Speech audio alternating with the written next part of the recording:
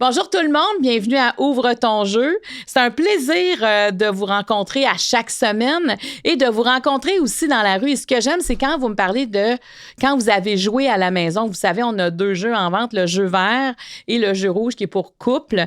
Et quand des fois je vous rencontre en couple, vous me dites comment ça s'est passé ou encore avec votre famille, comment ça a été, souvent avec les amis.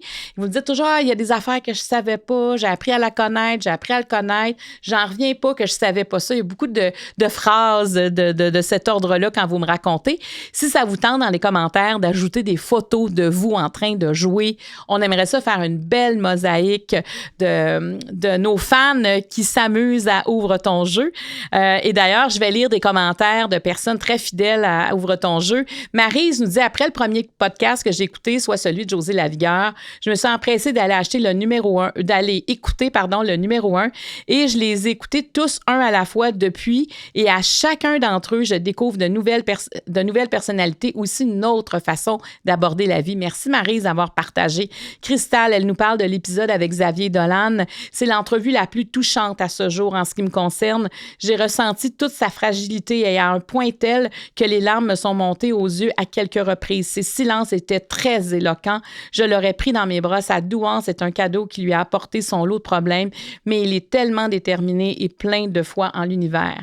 Merci beaucoup, Cristal. Moi, je peux dire que l'épisode de Xavier Dolan, je l'ai attendu pendant des années, mais ça valait la peine de l'attendre et de le recevoir aussi disponible, aussi disposé à répondre aux questions d'Ouvre ton jeu. Et j'ai beaucoup aimé ces temps de réflexion aussi. Je trouvais qu'il a pris vraiment l'exercice au sérieux je trouve que c'est un épisode particulièrement touchant, surtout quand on parle de l'enfance, de l'adolescence. Et vous avez été nombreux à commenter ce segment-là.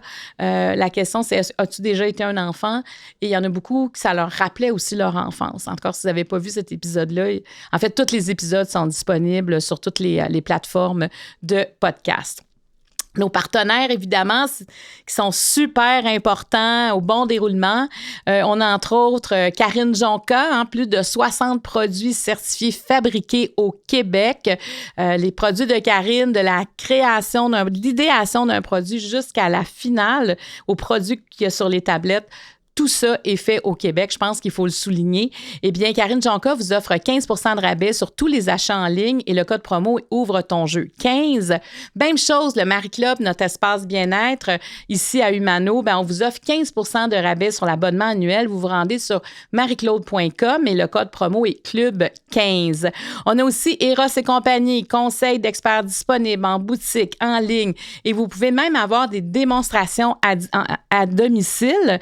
Mais si vous avez envie de faire des achats dans le confort de votre maison, eh bien, rendez-vous sur leur site web et le code promo qu'on vous offre pour 15 % de rabais, eh bien, c'est Rose 15. Opto Réseau, 86 cliniques un peu partout au Québec. Ce sont tous des propriétaires indépendants présents. Chaque clinique offre une expérience adaptée à sa communauté. On a aussi le Spa Eastman, qui est un lieu de ressourcement unique en pleine nature dans les cantons de l'Est. C'est à peine à peu près à 1h15 de Montréal, je dirais. Tout est pensé pour le bien-être, la cuisine tonique, les bains, les activités guidées par des spécialistes. Il y a aussi des conférences. Moi, c'est là qu'on m'a fait connaître l'importance des bains à l'eau froide. On voit ça souvent, là, les bains glacés. Eh bien, moi, je suis allée dans leur étang en plein hiver, dans l'eau glacée pendant 30 secondes. Et c'est sûr qu'après, on n'est pas sûr que c'est une si bonne affaire, mais dans les heures qui suivent, on sent vraiment en tout cas, les effets positifs. Et après ça, j'ai entendu une conférence qu'ils m'ont donnée là-bas sur les bienfaits. Et maintenant, je finis toujours ma douche à l'eau glacée. Bon, j'ai pas encore le bain avec la glace, mais j'y pense parce que c'est un anti-inflammatoire ultra puissant. Bon, je suis partie là-dessus, mais en tout cas, moi, j'ai appris ça au Spa Eastman. Alors, si vous avez envie de plus qu'une pause, mais une expérience qui fait du bien à tous les niveaux, c'est un rendez-vous là-bas au Spa Eastman. Alors, aujourd'hui, avant, je vais dire merci à mon équipe avant de de vous dire l'invité. Caroline Dionne à la coordination, Jérémy Boucher aux réseaux sociaux, Elisabeth Lemieux à la mise en ligne, Jonathan Fréchette à la création numérique et Étienne Collard à la captation. Aujourd'hui, je suis vraiment curieuse de savoir ce que va donner Ouvre ton jeu. Je l'ai déjà reçu en entrevue. Évidemment, je l'ai regardé boxer. C'est un des plus grands boxeurs. Ce n'est pas le plus grand boxeur du Québec qu'on reçoit. Quelqu'un qui je trouve, qui est flamboyant quand il parle de ses combats. Quelqu'un aussi, des fois, qui peut être assez arrogant envers ses adversaires. Et je pense que c'est ce qu'on aime de lui. C'est ce côté-là de « moi, je veux gagner mes combats ». Et je pense que l'humilité avant un combat, ça n'a pas nécessairement sa place. Et j'ai envie de l'entendre parler de ça. Comment il se prépare à ses combats? Qu'est-ce qui se passe dans sa tête? Qu'est-ce que ça fait de perdre aussi quand tu mets autant de pression pour dire « je suis le meilleur ». Je vais gagner. Alors, quand ça se passe pas, comment on vit l'après? Il vient d'annoncer sa retraite qu'il prendra l'an prochain. Il y aura un dernier combat. Alors, j'ai beaucoup de questions pour lui. Je pense qu'on a beaucoup à apprendre de lui. Et je parle du grand Jean Pascal. Alors, place à Jean. Ma fille, elle a toujours été gâtée. J'ai toujours été présent à ma manière, mais le côté émotionnel, je pense que j'ai eu un manquement de ce côté-là. Puis comme j'ai dit, il n'y a pas de manuel pour apprendre à être père. Puis c'est à l'âge adulte que j'ai compris qu'elle a eu un manquement de ce côté émotionnel-là, que j'ai été plus ou moins présent psychologiquement, émotionnellement pour elle.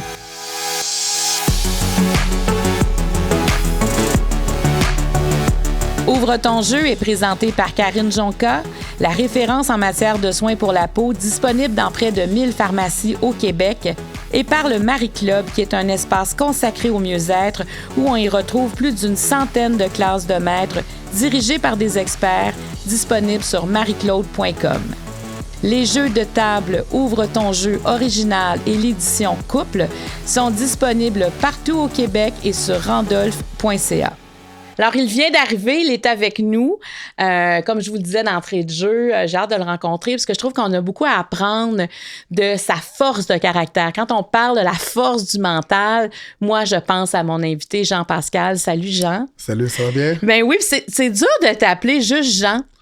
Hein? C'est vrai parce que on dirait que tu t'appelles Jean Pascal, mais ton prénom, c'est Jean. C'est ça que je t'appelle Jean. Ben maintenant qu'on se connaît bien, vous pouvez m'appeler Jean, mais le personnage, c'est Jean Pascal, mais l'homme derrière le personnage est Jean. OK, fait que là, pendant le podcast, je peux t'appeler Jean. Effectivement. OK, parfait, c'est bon. J'aimerais savoir comment tu vas. Grâce à Dieu, je vais bien. Et toi? Moi, ben, je vais bien, là, mais je ne sais pas si c'est grâce à Dieu. Qu'est-ce que ça veut dire pour toi quand tu me dis grâce à Dieu? Ben, grâce à Dieu, parce que veux pas, Dieu, c'est la force suprême. Donc, on peut avoir plein de plans dans la vie, mais si c'est pas les plans de Dieu, on a de bonnes chances que ces plans-là se réalisent pas. Alors c'est important de donner gloire à Dieu et de faire attention. Est-ce que tu es un pratiquant? Est-ce que tu vas à l'église? Pratiquant, ça serait un gros mot. Ce serait un gros mot. Par contre, j'ai une personne qui a la foi. Je suis né dans une famille, c'est christianisme. Alors, je crois au Dieu Tout-Puissant. Alors, c'est important pour moi, la foi. Est-ce que tu aurais eu, tu penses, la carrière que tu as connue, que tu connais encore, sans cette foi-là? Bonne question.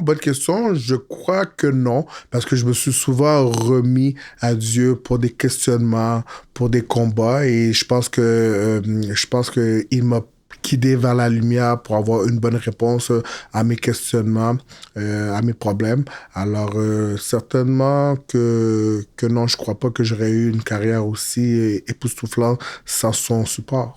Est-ce que tu as inculqué ça à tes filles aussi, ta foi? Oui, définitivement, ma fille, elle est très croyante. Elle est trop croyante. Elle croit en Dieu depuis son jeune âge. Elle s'est fait baptiser et tout. Donc, non, c'est quelque chose que j'ai inculqué à mes enfants. Est-ce que tu es prêt à ouvrir ton jeu, Jean-Pascal? Effectivement. Alors, je t'explique comment ça fonctionne. Il y a le niveau vert, ce sont des questions d'ordre général. Okay. Niveau jaune, c'est des questions d'ordre plus spécifique. C'est un jeu qui a été... si tu écoutes plusieurs Ouvre ton jeu, il y a des questions qui reviennent de jeu en jeu, mais c'est quand même un jeu qui a été construit pour toi. Parce qu'il y a des questions qui reviendront. Tu sais, ce mélange-là de questions, c'est le tien, tu vas partir avec après. Les questions rouges, ce sont des questions vraiment plus personnelles. La question Spaceman, c'est une question axée sur ton bien-être. Le niveau Eros et compagnie, c'est un niveau où on parle de sensualité et de sexualité. Et la question Opto-Réseau, ce sera la dernière question de Ouvre ton jeu. C'est une question toujours, je trouve, qui termine bien l'entrevue. Okay. C'est une façon de se dire au revoir tout en douceur. Et tu as un joker. Si tu trouves que mes sous-questions vont trop loin, ben tu as le droit de t'en servir une fois. Et du moment où tu mets le joker sur la table, je change de question. Alors là, tu peux les brasser sur la table. Les questions, tu vas me donner 5 cartes vertes que tu vas choisir. Je peux les regarder? Non, donc, tu ne les regardes pas. Je vais te les lire. Parfait. Tu m'en donnes 5 et tu vas en choisir une à laquelle tu devras répondre et je vais en choisir une aussi. Donc, tu vas répondre à 2 de ces questions-là. Les autres, on les met sur la table. Tu pourras les regarder chez toi. Alors, voilà. Là, tu en choisis une, tu réponds, puis après ça, j'en choisis une, tu réponds dans ce niveau-là. Quelle importance accordes-tu au regard des autres? Sur quel trait de caractère as-tu dû travailler? Quel genre d'enfant étais-tu? Qu'est-ce qui te rend vulnérable? Et quel est ton rapport avec l'autorité? C'est une bonne question. C'est une bonne question. Donc, j'en choisis une. Oui, exactement. OK.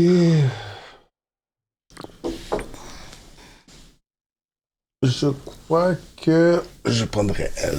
C'est laquelle que tu as choisie? J'ai choisi quelle importance accordes-tu au regard des autres? Parfait.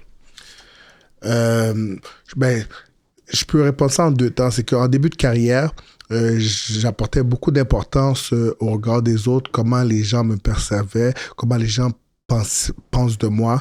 Mais avec le temps, avec l'évolution en tant qu'homme, en tant qu'athlète, j'ai compris que ça n'importe peu le regard des autres. Parce que dans le fond, ces gens-là, c'est souvent, qu'est-ce que je peux dire, des géants d'estrade. C'est souvent aussi, quand les gens disent souvent des choses négatives à ton égard sans vraiment savoir apprendre à te connaître, c'est des gens qui sont là juste pour te critiquer. Alors c'est important vraiment de se centrer sur soi, de se comprendre soi-même et aussi d'évoluer. Puis surtout, avec le temps, qu'est-ce que j'ai compris en 2019 quand je suis redevenu champion du monde? Puis on me disait depuis plus de comme 5-10 ans que j'étais bon déjà pour la retraite dans les années 2015-2016. Quand je suis redevenu champion du monde grâce à ma résilience, que j'ai appris que l'opinion des gens, je veux dire, de jamais laisser l'opinion des gens devenir ta réalité. C'est pas parce que les gens pensent ça de toi que ça veut dire que t'es vraiment ça. Donc, parce qu'on me disait que j'étais plus bon, que j'étais bon pour la retraite, que j'avais pas les capacités pour redevenir champion du monde, que je faisais ça pour l'argent, pour ci, pour ça. Et j'ai pu pouvoir le contraire, j'ai pu prouver le contraire parce que j'avais encore du gaz dans la tank, j'avais de la passion, je savais qu'est-ce que je voulais. Mais est-ce que c'était une motivation, Jean? Est-ce que le fait que les gens croyaient pas que tu allais redevenir champion du monde, est-ce que c'était comme quelque chose qui te donnait comme l'envie de dire non, mais vous avez tort, je vais vous le prouver? Pour moi, oui. Pour certains, ça peut être le contraire, mais pour moi, oui, parce que je suis un scorpion. En fait, c'est le 28 octobre. Alors, je suis un fort scorpion. J'aime avoir raison, mais quand j'ai tort, je suis capable de l'avouer aussi. Donc, moi, je savais que j'avais encore du gaz à la tête. Je savais que j'avais les capacités physiques, intellectuelles pour redevenir champion du monde. Alors, je voulais prouver aux gens que les gens avaient tort, avaient pas raison. Alors, certainement que ça mettait de l'huile sur du feu pour pouvoir me motiver encore plus. Et les gens qui croyaient en toi, est-ce qu'ils sont restés proches de toi? Parce qu'il y en avait qui ne croyaient pas, mais il y en a qui croyaient en toi. Si tu as continué aussi. Oui, définitivement. Il y a des gens qui sont restés proches, mais tu sais, c'est un peu un couteau à double tranchant parce que oui, il y a des gens comme dans ma famille, de mes amis, qui me disaient d'abandonner, mais c'était pas par méchanceté, c'était par protection, de peur que j'échoue. Puis ces gens-là me voient déçu, me voient abattu, me voient à terre. Alors, souvent, des gens proches de moi, que ce soit de ma famille, mes amis, me disaient « Ah, Jean, je pense que c'est temps d'arrêter. » Mais c'était pas par méchanceté, c'était juste par peur de me voir déçu. Parce que, tu sais, t'es un boxeur de haut niveau, t'es un des plus grands boxeurs. Mais en même temps, la boxe, bon, physiquement, il y a des enjeux importants. Et aussi, psychologiquement, il y a des enjeux. Parce que tu te prépares à gagner. Quand tu prépares à un match de boxe, tu te vois gagnant, tu te visualises gagnant. Définitivement, c'est important. Je crois qu'en boxe, puis dans la vie en général, le mental, c'est 75% et c'est vraiment 25% physique. Tu sais, on pense souvent à les gens pensent que la vie, c'est tangible, mais ça se passe entre les deux oreilles. Et depuis qu'on est fort mentalement, puis on persévère, on peut réussir tout ce qu'on veut dans la vie. Alors, ça a été vraiment important pour moi, cette force mentale-là que j'ai acquis avec le temps parce que je suis pas né avec une force de caractère hors du commun. C'est quelque chose que j'ai appris à bâtir, à construire. Puis c'est ça que ça l'a fait, l'athlète que je suis et l'homme que je suis devenu aussi. Mais comment tu as appris ça? Parce que, tu sais, je pense qu'on est beaucoup de monde à se dire on aimerait avoir cette force mentale-là parce que la force mentale fait que tu t'entraînes, je veux dire, tu te donnes un objectif, puis le reste va suivre. J'ai été chanceux. J'ai été chanceux parce que à jeune âge, j'ai été suivi par un psychologue sportif qui s'appelle Robert Schenke, Robert Schenke, et il m'a aidé justement à prendre confiance en moi parce que plus jeune, j'étais un petit garçon timide, j'étais pas gros, j'étais maigre, j'avais peu confiance en mes moyens. Et la boxe, c'est aussi grâce à Robert Schenke, avec les exercices qu'il me donnait à faire, psychologique et tout, j'ai appris à me faire confiance, surtout avec la boxe, en gagnant des combats, en remportant des championnats. J'ai vu que je pouvais être le meilleur dans un domaine. Et tout ça combiné ensemble, ça m'a aidé à prendre confiance en moi. Et ça a fait la différence. Définitivement. Et là, tu sais, quand tu dis, bon, ils ne croyaient pas en moi pour ce combat-là, finalement, tu l'as gagné. Est-ce qu'après, tu as comme une espèce d'envie de leur dire, haha, j'ai eu raison? Plus jeune, oui, mais avec l'âge, on prend de la sagesse. Alors, c'est pas toujours bien de ramener sur le nez qu'est-ce que les gens nous critiquaient, nous disaient. Mais qu'est-ce que j'ai aimé surtout, c'est que pour ma fille de 22 ans, je lui ai justement appris de pas laisser l'opinion des gens devenir sa réalité. C'est pas parce que ses amis ou les gens pensent telle chose d'elle que ça veut dire que ça va la définir. Donc, ça a été une preuve tangible qu'elle a pu voir parce qu'elle aussi, ça l'entendait des gens qui disaient des choses sur son père, elle voyait des choses aussi. Donc, probablement que ça pouvait lui faire douter dans sa tête. Et quand je suis devenu champion du monde, ça lui a démontré que tout est possible. Puis surtout, ne jamais laisser l'opinion des gens devenir ta réalité. Oui, puis, tu sais, dans le milieu du sport, la retraite, c'est pas 65 ans. Tu sais, la retraite, je veux dire, c'est que tout le monde s'en mêle. Si tu perds un combat, ben, il est plus capable. Tu sais, je trouve que les athlètes comme toi de haut niveau, vous avez à jongler avec quelque chose qui est difficile. Tu sais, qui appartient pas aux gens, mais il reste que c'est comme si t'appartiens au monde. Pour eux, tu leur appartiens. C'est comme leur carrière à quelque part. Là. Surtout en boxe, nous sommes toujours aussi bons que notre dernier combat. Alors, si on perd notre dernier combat, les gens vont penser, il y a plus le feu sacré, il est fini ici. Puis si tu gagnes ton dernier combat, malgré que tu as moins bien performé, le monde va dire, ah oui, il est encore bon, il est ci, il est ça.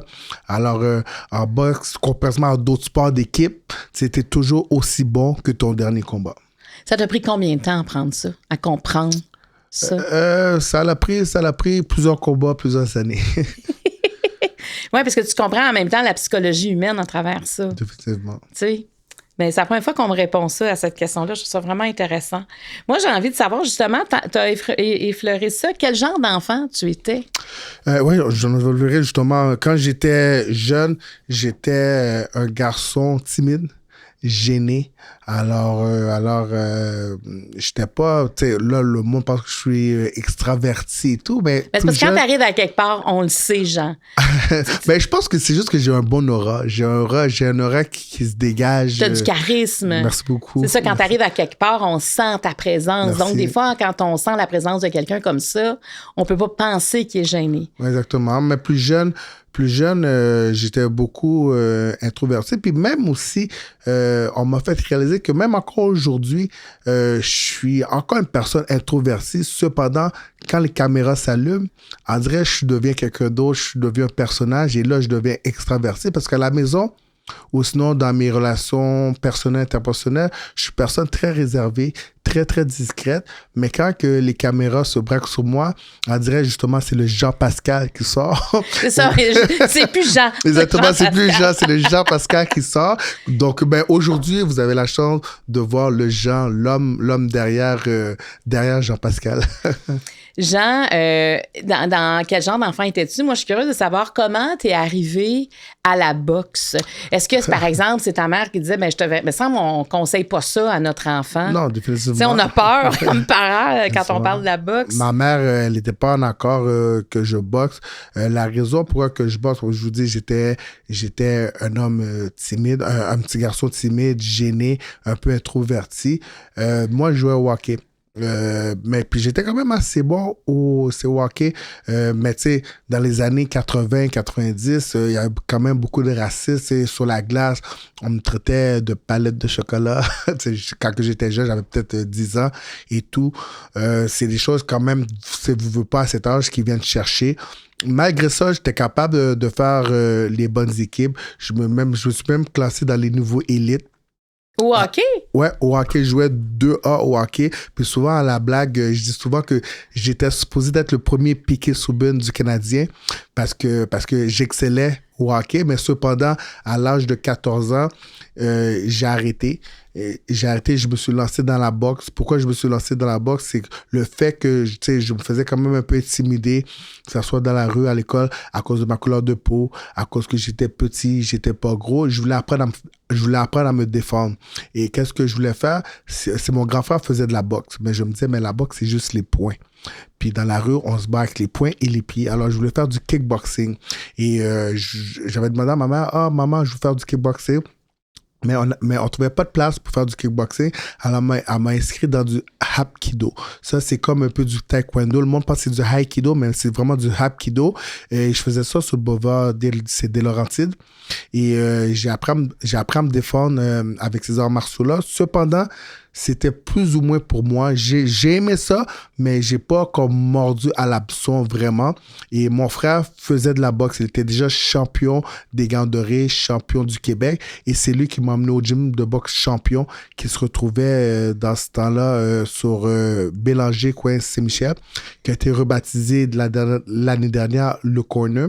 Et c'est mon grand frère qui m'a apporté au club de boxe. On quittait Laval, on allait jusqu'à Saint-Michel s'entraîner. Et c'est comme ça que j'ai commencé à boxer, grâce à mon grand frère Nicholson. Ah, j'ai plein de choses à te demander. Premièrement, vous êtes combien d'enfants chez toi? Combien d'enfants chez moi? C'est une grosse question, ça. Non, mais du côté de ma mère, nous sommes 3. Mais mon père biologique a eu plusieurs enfants. Il a eu 15 enfants. Et aussi, il en a adopté 3. Alors, il avait 18 enfants. Alors, ça faisait une grosse famille du côté de mon père. Cependant, j'ai vécu avec ma mère. Donc, je considère que j'ai un grand frère et j'ai une petite sœur, Erika. Mais par contre, j'ai reconnecté aussi avec la famille du côté de mon père. Malheureusement, trop tard, mais dans la vie, il n'est jamais trop tard pour bien faire les choses. C'est à la mort de mon père. C'est vrai, c'est Pascal, c'est là que nous avons reconnecté toute la famille ensemble. Et ça fait quoi, 7 ans que ton père est décédé? Oui, malheureusement, ça fait 17 ans. Il est décédé en 2018. Je me préparais justement pour le combat championnat du monde. J'étais à Porto Rico et c'est là que j'ai appris la nouvelle. Et j'ai dû justement mettre une pause à mon camp d'entraînement pour me déplacer en Haïti pour assister à ses funérailles. Il a eu des funérailles nationales. Compte tenu qu'il était en politique, c'était un homme politique, il a fait de grandes choses pour son comté, pour son pays. Il a eu des funérailles, même, je pense, le fils de l'ancien président, Jean-Claude Duvalier, est venu assister aux funérailles de mon père. Quand même, hein? C'est un personnage important. Dis-moi, ça veut dire que est-ce que t'as pas connu, quand tu étais enfant ici puis tu habitais à Laval, est-ce que ta mère était monoparentale? Non, grâce, encore une fois, je dis à Dieu, ma mère, elle a toujours su bien s'entourer. Ma mère elle a été mariée avec un homme qui s'appelle François Laporte, qui est comme mon père. Oui, j'ai mon père biologique, mais j'ai mon père qui m'a appris justement les valeurs québécoises, les valeurs comment être un homme, et c'est François Laporte. pourquoi je me compte chanceux, c'est qu'il y a beaucoup d'enfants, malheureusement, qui n'ont pas la chance d'avoir un père. Que ce soit à cause que leur père est absent, leur père soit mort d'un accident ou quoi que ce soit. Moi, j'ai eu la chance, justement, d'avoir deux pères présents à leur façon. Alors, c'est quelque chose que je me compte effectivement très chanceux. Et juste pour vous dire, malgré qu'ils ne sont plus ensemble présentement, François et ma mère, je suis toujours aussi proche de François qu'avec ma mère. C'est un homme qui a vraiment eu un tournant déterminant dans ma vie. Un père de cœur. Exactement. Vraiment. Puis tes 18 frères et sœurs, est-ce que ça, tu les connais? Est-ce que tu échanges avec eux? Malheureusement, il y en a un qui est décédé. Mais justement, je les connaissais pas vraiment à part un avant les funérailles. Avant les funérailles, que j'avais gardé un peu contact, que je me rappelais, parce qu'en Haïti, parce que moi, je suis né en Haïti. Mais en Haïti, j'habitais pas avec maman, j'habitais avec mon père. Mon père a eu beaucoup d'enfants, mais il s'est occupé de tous ses enfants. Il a pris soin de tous ses enfants. Et moi, en Haïti, j'habitais avec mon père. Donc, j'habitais avec mes frères et sœurs, mais j'étais jeune. Donc, je me rappelle plus vraiment. Mais donc, eux autres me connaissaient. Moi, je les connaissais moins, à part un, que j'avais comme un peu gardé contact avec lui. Mais au funérail de mon père, on a tous reconnecté. J'ai même des sœurs qui sont venues habiter au Canada par la suite. Donc nous avons renoué. J'ai quand même une grosse famille. À quel âge es arrivé au Québec? Je suis arrivé au Québec à l'âge de 4 ans. Okay. Je crois en 87, si je me rappelle bien, j'ai débarqué à l'aéroport de Mirabel qui n'existe plus. Donc, ça fait longtemps, ça ne me rajeunit pas. C'est quoi tes premiers souvenirs? Est-ce que tu en as de cette époque-là quand tu es arrivé? Oui, définitivement. Je me rappelle que j'avais été malade dans l'avion. J'avais été malade dans l'avion et j'étais malade dans la voiture. Et aussi, j'ai vu pour la première fois de la neige. Je ne savais pas c'était quoi de la neige. Je voyais quelque chose de blanc au sol. Et je me rappelle encore, même aujourd'hui, à 43 ans, que je pensais qu'en dessous de la neige, il y avait des monstres. Tu sais, j'avais 5 ans. Et à cause que je pensais qu'il y avait des monstres en dessous de la neige, quand la première fois que j'ai mis les pieds sur la neige et mon pied s'est enfoncé, j'ai crié parce que je pensais que les monstres allaient manger mon pied. Mais ensuite, quand j'ai crié et j'ai vu que mon pied était toujours intact, j'ai vu qu'il n'y a pas de monstre en dessous de la neige. Mais c'est vrai, quand tu connais pas ça, tu as le droit de t'imaginer plein de choses. N'importe quoi, parce que tu sais, c'est quand on est jeune, souvent on pense qu'il y a des monstres en dessous de notre lit. Alors c'était la même chose pour moi. Je pense qu'il y avait des monstres en dessous de la neige. Et l'adaptation, est-ce qu'elle s'est bien faite à ce moment-là? Je crois que oui, compte tenu que je suis arrivé tôt. Et je suis arrivé tôt, je suis arrivé à 5 ans. Donc, puis je parlais déjà un peu français. Compte tenu qu'en Haïti, la première langue, c'est le créole, mais quand on va à l'école, on apprend le français. Et moi, j'allais déjà à l'école privée en Haïti, parce qu'en Haïti, on commence l'école à l'âge de 3 ans. Alors, j'avais déjà commencé à apprendre le français un petit peu. Je parlais plus créole, cependant. Et mon père, François, il m'a dit que quand je suis arrivé à Mirabel, il m'a dit, ici, on parle français. Puis j'ai commencé à pleurer, puis je voulais retourner en Haïti, il me disait. Donc, c'est juste des petites anecdotes qu'il me dit quand j'étais jeune. Moi, je me rappelle pas, mais ça je le crois, c'est un de mes traits de caractère, disons. Et là, tu as parlé tantôt d'intimidation, de racisme. Oui. Quelle trace il te reste de ça?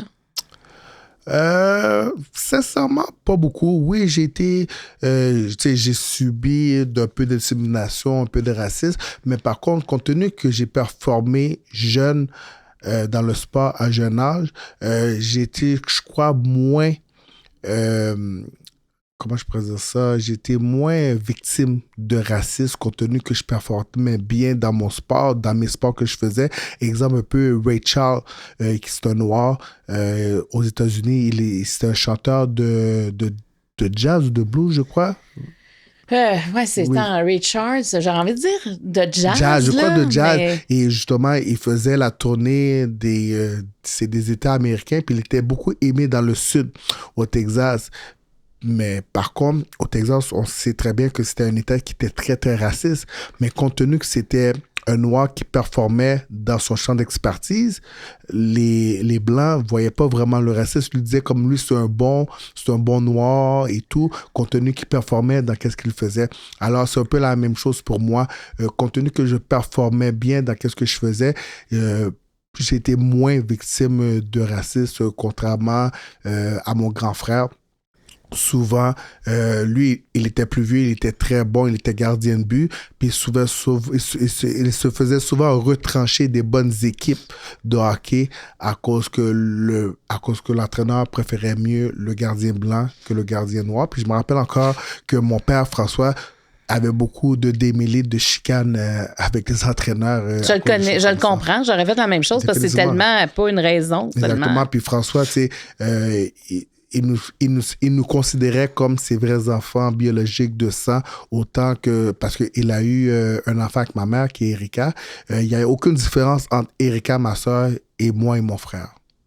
C'est quand même une belle histoire, ça. Définitivement. D'entendre ça, cette famille fusionnelle. Définitivement, puis encore plus que nous sommes toujours proches ensemble, malgré qu'il est plus avec ma mère depuis 1994, 95, je crois.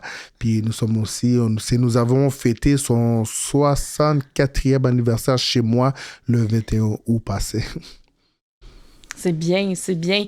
Puis en même temps, ça a facilité ton arrivée au Québec. Ouais. On peut dire le mot intégration. Je ne sais jamais comment...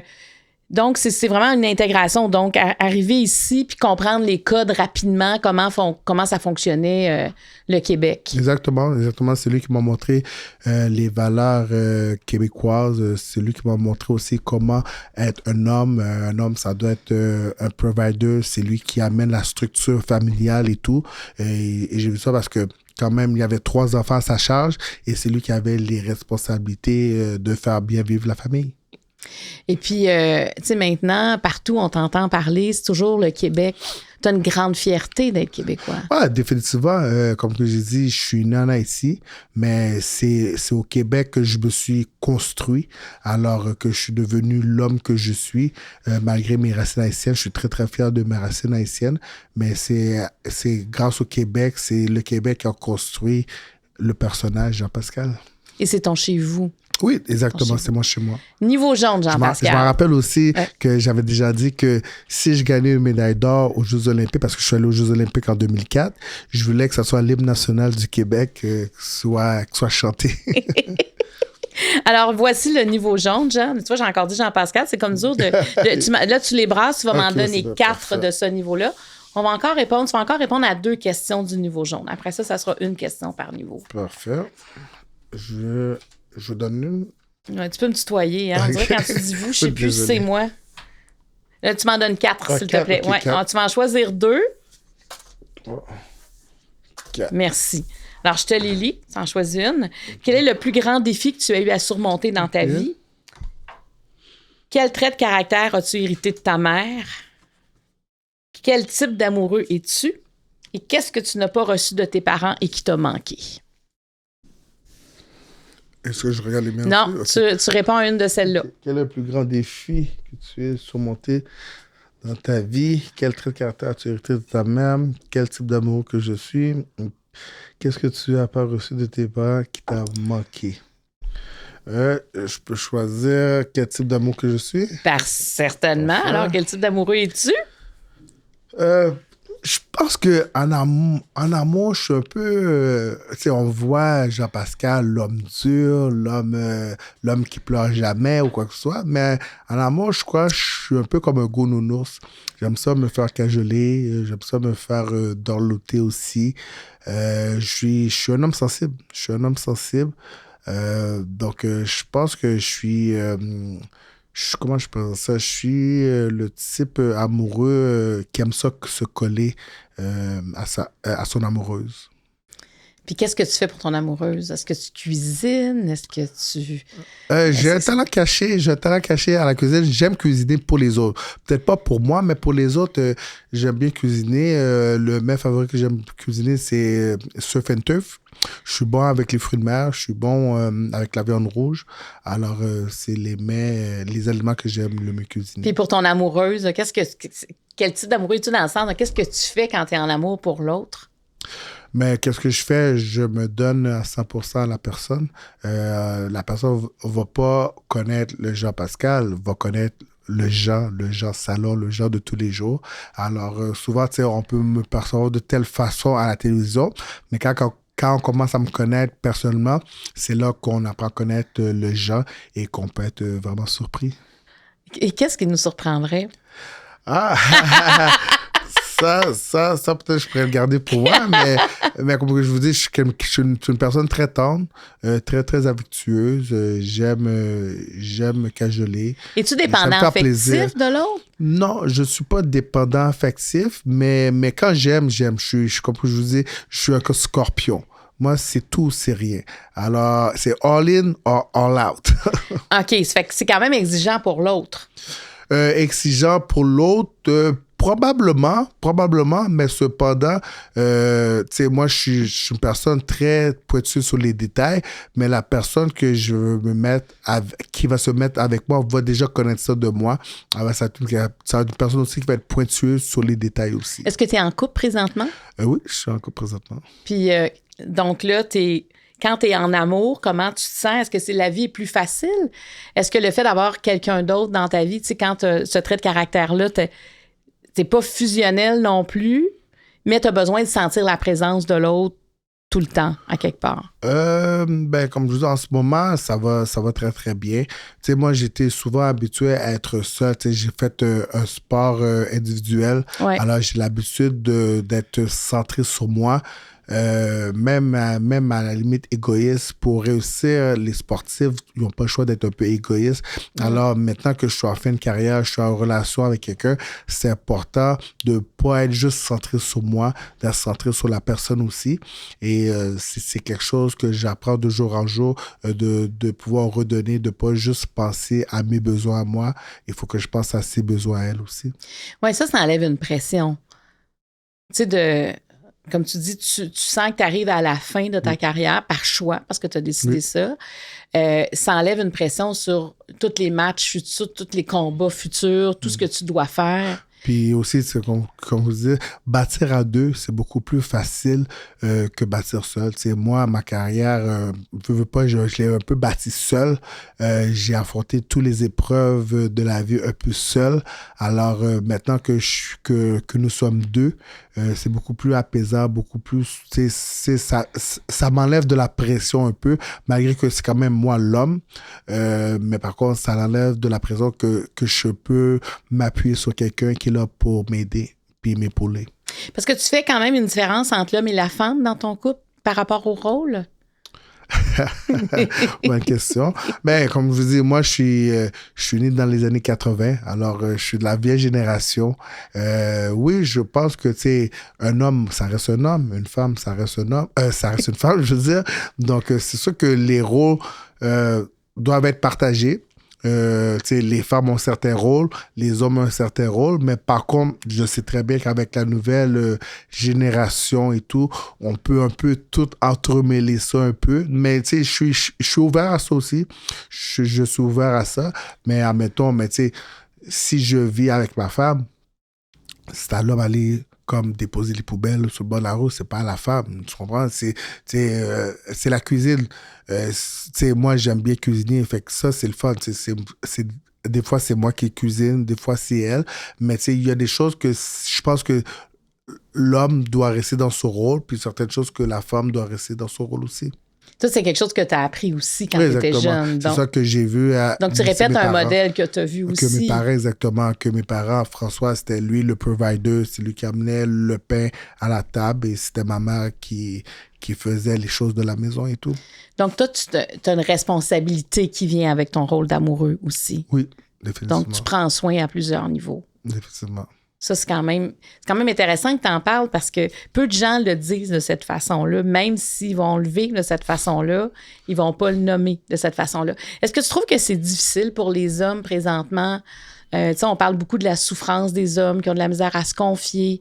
Est-ce que toi, tu as ces enjeux-là? Est-ce que c'est facile pour toi de te confier? Oui, j'ai de ces nommer tes enjeux-là, émotions. Parce que, je vous dis, je suis une personne, je suis un homme de la vieille école des années 80. Alors, un homme, ça devait être fort, ça pleurait jamais. Donc, même à un moment donné, je pense qu'il y a quelqu'un, un de mes amis qui est mort, et ma fille m'a dit, ah, papa, c'est la première fois que je te vois pleurer. Donc, on m'avait jamais vu pleurer auparavant. Alors, un homme, ça doit être fort, c'est lui, la colonne vertébrale de la famille qui doit tenir la famille Mais debout. c'est une énorme pression, ça Définitivement, aussi, là. définitivement, c'est une grosse pression, mais moi, je suis chanceux. J'ai trouvé quelqu'un à qui que je peux justement m'appuyer, qui peut m'épauler dans mes choix de vie, que ce soit de ma carrière ou pour les choses. Donc, je suis vraiment comblé de ce côté. Si tu pleures pas devant les gens, est-ce que tu pleures dans ta vie? Est-ce que dans ta voiture, je sais pas, là, mais est-ce qu'il y a des moments où tu te le permets, ça? Ben, moi, plus jeune, je pensais que j'étais un super-héros. Un super-héros. Un super-héros, ça pleure pas. Ça bat les méchants, ça gagne tout le temps. Ça peut surmonter n'importe quel défi. Mais malheureusement ou heureusement, j'ai appris à mes dépens que je suis humain comme tout le monde. Et c'est certainement heureusement. Je suis humain comme tout le monde. J'ai un cœur. Alors, c'est normal d'être vulnérable. Puis c'est ça que ma conjointe m'apprend, que c'est normal de pleurer, c'est normal d'être vulnérable, que j'ai pas à avoir honte, qu'elle est là que je peux m'appuyer sur son épaule quand que j'ai de la tristesse, quand je suis déçu et tout. Donc, c'est quelque chose que veux pas que j'apprends de jour en jour aujourd'hui. T'apprivoises à nommer tes émotions, puis à les ressentir et les vivre.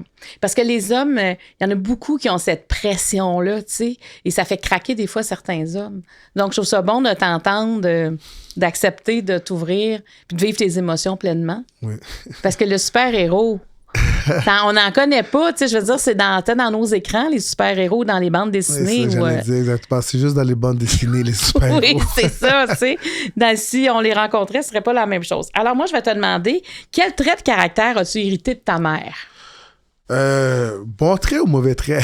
Ben, peu importe, là. N'importe quel trait de caractère. À quel moment tu as ça, c'est vraiment comme ma mère? Mais je pense sincèrement, le trait de caractère que j'ai hérité de ma mère, c'est la résilience.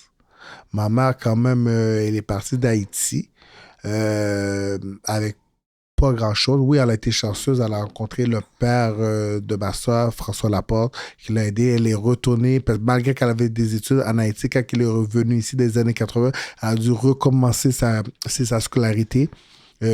Donc, vu que François apportait l'argent à la maison, elle pouvait se concentrer sur l'école, faire ses études. Ensuite, elle a dû recommencer. Et ensuite, je pense que quand mes parents se sont divorcés, elle était seule. Ça fait que c'est elle qui a pris la charge. C'est elle qui était le père et la mère à la maison. C'est elle qui devait apporter le pain sur la table. Et elle a travaillé fort. Elle a acheté, tu sais, ma mère, elle a acheté, je pense, 4-5 maisons dans les années début 2000. Donc, elle a vraiment dû travailler fort pour atteindre ses objectifs. Tu sais, elle a toujours aussi pensé à ses enfants. Ma mère travaillait beaucoup. Tu sais, des fois, elle avait 2-3 jobs. Ben, elle savait où quand ça en allait. Oui, elle a eu des hauts et des bas comme tout le monde dans la vie, mais comme je vous disais, elle n'a jamais lâché. Puis qu'est-ce que j'ai appris de elle, c'est que quand on n'abandonne pas, c'est là qu'on a la chance de réussir. Parce que dès qu'on abandonne, c'est là qu'on a perdu, qu'on n'a pas réussi. Alors, depuis que nous sommes résilients, c'est sûr qu'un jour ou l'autre, nous allons réussir. Puis pourquoi elle a acheté 3-4 maisons? Non, mais elle a commencé, tu sais, parce que avec le père, avec mon père François, nous habitons dans une maison, mais c'est quand que nous avons déménagé, lors du divorce, je me rappelle encore, elle me disait qu'on allait habiter dans un appartement. Puis moi, je connaissais pas ça, des appartements. Je voyais juste ça dans les films, dans Chambranville, dans les séries, dans Chambranville. Alors, moi, je pensais qu'on devenait pauvre. Parce que moi, je pensais que c'était les pauvres. Parce que j'étais jeune, j'avais 10 ans dans le Moi, je comprends. C'est ta perception à cet âge-là. C'était ma perception. Je pensais qu'on allait pas, mais c'était juste une transition. Une transition, justement. On a habité dans des duplex. On n'a jamais habité dans des appartements. On a habité dans des duplex. Je pense dans deux duplex. Puis ensuite, elle s'est rebâtie, elle a travaillé fort et ensuite, elle s'est racheté une petite maison. Puis ensuite, elle s'est racheté une plus grosse maison et de faire ensuite, c'est comme ça qu'elle a réussi. Mais tu l'as vu travailler fort. Exactement. Je l'ai vu travailler fort pour obtenir qu'est-ce qu'elle voulait. Alors, justement, avec beaucoup de résilience, le travail, la discipline et la résilience, c'est ça qui a forgé ma mère à réussir dans la vie. Puis je pense que c'est ça qu'elle m'a inculqué aussi, que dans la vie, il faut travailler fort, il faut être discipliné, puis surtout, il faut persévérer dans ce qu'on fait, parce que si elle n'avait pas travaillé fort, si elle n'avait pas été disciplinée, puis surtout, si elle n'avait pas persévéré, elle n'aurait pas obtenu qu'est-ce qu'elle a eu dans la vie. Puis à quel moment, toi, tu as réalisé que tu travaillais fort pour atteindre tes objectifs? Quel moment? Bonne question. Quel moment? Parce que quand on est jeune, on s'en rend pas compte de ce que nos parents nous lèguent nécessairement. Non, définitivement. Je crois quand j'ai tourné professionnel dans les années 2005, parce que quand j'étais amateur, j'ai gagné beaucoup de tournois. Depuis l'âge de 18 ans, je suis indépendant financièrement grâce à la boxe et tout. Et c'est vraiment rendu professionnel quand j'ai perdu mon premier titre de champion du monde. Puis j'ai dû travailler. C'est là que j'ai vu que dans la vie, justement, il n'y a rien de gratuit. On ne donne rien pour rien dans la vie. Il faut vraiment que tu travailles vraiment fort pour obtenir ce que tu veux. Puis c'est là que, surtout aussi, quand j'ai commencé à payer de l'impôt, j'ai vu qu'il faut que tu travailles fort pour qu'il t'en reste. Pour qu'il t'en reste, exactement. Parce que amateur, j'en payais pas. Fait tout l'argent que je recevais, c'est de l'argent des commanditaires du gouvernement. Puis c'était non imposable à l'époque. Je sais pas si maintenant c'est imposable, mais à l'époque, c'était imposable. C'était non imposable à l'époque. Exactement. Donc, je connaissais pas vraiment la valeur de l'argent à cause de ça. Et quand j'ai tourné professionnel, avec l'imposition et tout, j'ai connu c'était quoi la valeur de l'argent, comme $100. C'était pas, plus jeune, $100, pour moi, c'était comme $2-3, mais $100, c'est vraiment beaucoup d'argent. Puis, justement, il faut apprendre à gérer son argent, à gérer ses choses pour réussir dans la vie. Est-ce que le fait d'avoir fait de l'argent jeune, ça a attiré des gens autour de toi qui voulaient profiter de ça? Moi, tu sais, ironiquement, j'ai toujours gardé les mêmes amis. C'est les amis que j'avais quand je prenais l'autobus au secondaire. C'est encore les mêmes amis que j'ai à 42, 43 ans. Oui, certainement qu'il y a des gens qui ont essayé de se coller. Puis naïvement, je pensais pas que les gens étaient gentils avec moi à cause que j'ai réussi dans la vie. Je l'ai su justement quand j'ai perdu mon premier titre. Quand que j'ai tombé, c'est là que j'ai vu des gens qui sont partis. Mais mes vrais amis sont restés avec moi. Puis quand je suis revenu au sommet, j'ai regagné, c'est là que j'ai vu que ces mêmes gens-là ont essayé de revenir, ou même d'autres gens qui revenaient. Alors c'est là que j'ai compris justement, ils ne sont pas là pour le meilleur, ils ne sont pas là pour mes intérêts, ils sont là par intérêt. C'est ça, intérêt personnel, pas les tiens. C'est pas exactement. Donc, c'est là que j'ai compris. Parce que moi, je pensais parce que ma mère me disait souvent aussi, fais attention aux gens. Les gens sont pas toujours gentils. Bon, puis moi, tout le monde était toujours gentil avec moi. Fait que je comprenais pas. Puis c'est avec cet événement-là que j'ai compris l'approche qu'elle voulait me faire comprendre, qu'il faut faire attention aux gens parce que c'est pas tout le monde qui sont là pour tes meilleurs intérêts. Ça, moi, j'ai connu ça différemment en politique. C'est pas une question d'argent, là, mais tu sais, quand ça va bien en politique, il y a plein de gens qui s'approchent. Ils ont l'impression qu'ils auront plus de pouvoir. Oui, puis quand ça va mal, ben c'est les vrais qui restent. Oui. Et ça, c'est des grandes leçons de vie. Moi, ça a changé vraiment ma perception des gens. Tu sais, quand quelqu'un veut s'approcher trop vite, j'ai toujours comme, attends une minute, qu'est-ce que je peux tant lui apporter? Pourquoi tout d'un coup? Et toi, tu l'as appris rapidement dans ta vie, ça. Oui. Je veux qu'on parle d'argent. Oui. Parce que, d'argent, puis pas juste d'argent, c'est que être un champion comme tu l'es, c'est aussi le glam qui vient autour. il y a beaucoup de choses qui viennent autour de l'univers de la boxe que toi, tu as connu et l'argent en fait partie. Est-ce que ça a été dur à certains moments? Je ne veux pas rentrer dans les détails, je ne veux pas savoir t'as combien dans ton compte de banque, mais tu sais, quand même, de vivre avec les hauts, les bas, quand tu gagnes, quand tu perds, tu sais, tu planifies-tu comme ça, si je le gagne, je vais m'acheter une maison? Tu sais, je veux dire, parce que c'est des gros montants là, quand tu gagnes des combats. Là. Mais qu'est-ce que je pourrais dire par rapport à l'argent, c'est que, puis par rapport au sport, c'est que oui, on fait beaucoup d'argent, mais sur une courte période de temps. C'est ça. Donc, ça, mettons, tu sais, la période, normalement, c'est 10 ans. Tu sais, entre 20 à 30 ans, c'est là que tu vas faire beaucoup d'argent. Puis, mais par contre, tout cet argent-là que tu as fait en 10 ans, doit te servir pour le restant de tes jours si tu ne fais pas d'autre chose. Donc, ça doit te servir pour pendant 60 ans. Puis souvent, les athlètes, malheureusement, on n'a pas une bonne éducation financière. Puis c'est pas juste les athlètes. Je pense que les gens, en général, on n'a pas d'éducation financière. Parce que c'est pas des choses qu'on apprend à l'école, malheureusement. Non, mais il y a un tabou. Puis en plus, ici, au Québec, on a un grand tabou quand vient le temps de parler d'argent. Oui, définitivement. Et on n'a pas vraiment d'éducation financière. Ceux qui l'ont, c'est les parents qui ont enseigné ça. Donc, tu as raison de dire que c'est des gros montants, mais pour sur une courte période, mais pour une longue période de vie. Exactement. C'est pour ça aussi que j'ai parti une fondation Youth Rising Estate avec une partenaire Thierry Joubert et Martin Remba qui donne la littératie financière et surtout on donne une base à l'immobilier aux jeunes entre 14 et 21 ans parce qu'on croit qu'entre 14 et 21 ans, à partir de 14 ans, c'est là qu'on commence à être un peu plus lucide, on commence à mieux comprendre les choses. Puis à 21 ans, c'est là qu'on peut commencer à prendre de bonnes décisions pour qui va affecter le restant de notre vie. Alors, on leur donne une formation de 6 mois. C'est un samedi par mois pendant 6 mois.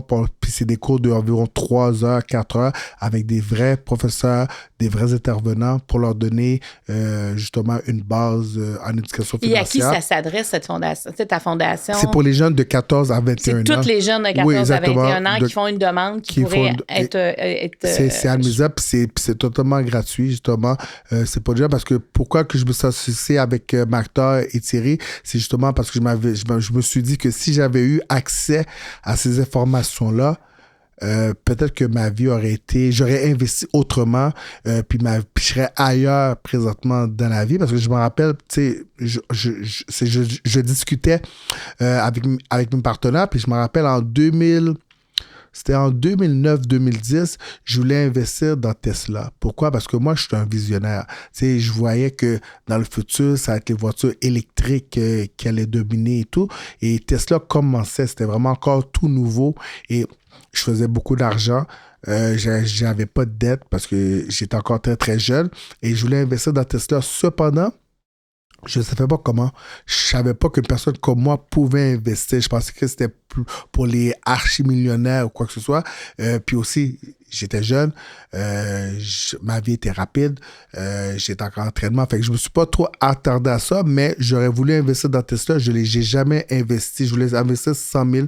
Puis c'est par la suite que j'ai compris que j'avais juste à aller à ma banque puis leur dire que je voulais investir dans Tesla, puis eux autres auraient investi pour moi. Puis j'étais déjà avec une gestion privée, mais la gestion privée n'était pas comme...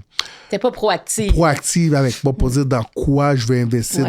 Puis aussi investir dans Tesla, pour eux, ça leur donne pas de gain. C'était un placement à risque peut-être aussi. Exactement. À l'époque. À l'époque, mais pour moi, compte tenu que je faisais beaucoup d'argent, j'avais pas de dette, tu sais, le 100 000 $, même si j'avais perdu, on ne m'aurait pas affecté à cette époque-là. Puis, juste par curiosité, je faisais le calcul avec mes amis que si j'avais investi le 100 000 $ dans Tesla en 2010, combien ça leur aurait valu aujourd'hui? Je vous pose la question, d'après vous. Mais oubliez pas... Tu sais, des fois, tu dis vous, Jean, je suis pas bien.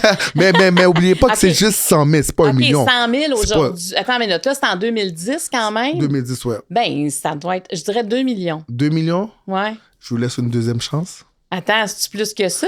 Oui. Ah oui, hein? 6,5. Ça aurait valu 22 millions. Es-tu sérieux? Avec seulement 100 000 $. Si j'avais investi le 100 000 $, puis je ne l'avais jamais retiré, par contre, ça aurait valu 22 millions. 22 millions. Parce que, mais millions. c'est ça, être visionnaire, hein? Oui. C'est de mettre ses pions là où personne pense nécessairement, puis tu vois, hey, c'est fou, t'aurais pu le perdre aussi, tu sais. Oui, exactement. Mais en même temps aussi, j'aurais pu peut-être investir plus, compte tenu que, tu sais, à l'époque, j'avais aucune dette. C'est ma maison, elle me coûtait pas trop cher. Je pense que je payais ma maison 1 000 $ par mois. Je faisais 1 million par combat. Donc. Tu sais que là, on t'écoute, 1 million par combat, mais c'est euphorisant, ça, Jean. De dire, je peux gagner 1 million avec un combat. Tu sais, ça va-tu te manquer quand une fois que parce que tu as annoncé que tu vas prendre ta retraite, mais de plus vivre ça? Mais pour vous dire la vérité, tu sais, oui, ça paraît gros, mais 1 million de $ par combat, pour vous dire la vérité, c'est rien. Vous allez être très, très déçus. Parce que si on décortique ça... Ouais, il te reste pas 1 million, là. C'est justement, il reste pas ça. Parce que, j'allais dire Trudeau, mais c'est M. Carney avec M. Legault qui en prennent la moitié. Ton argent avec ton gain. Exactement. Fait que, admettons qu'ils prennent 700 000 de ton 1 million. Ensuite, il faut que tu payes ton équipe médicale, ton équipe, c'est ton équipe... les entraîneurs. Exactement, c'est les entraîneurs et tout. Fait il faut que tu payes ton camp d'entraînement, l'hébergement, la nourriture pour tout le monde. Donc, avec 1 million de $, vous pouvez demander aux boxeurs qui ont fait cette somme-là, techniquement, ils vont te rester dans tes poches claires après M. Trudeau, c'est M. Après les Carney, gouvernements, M. Carney, Legault ouais. et tout ce que tu as payé, il va te rester dans tes poches 300-400 000 $ maximum.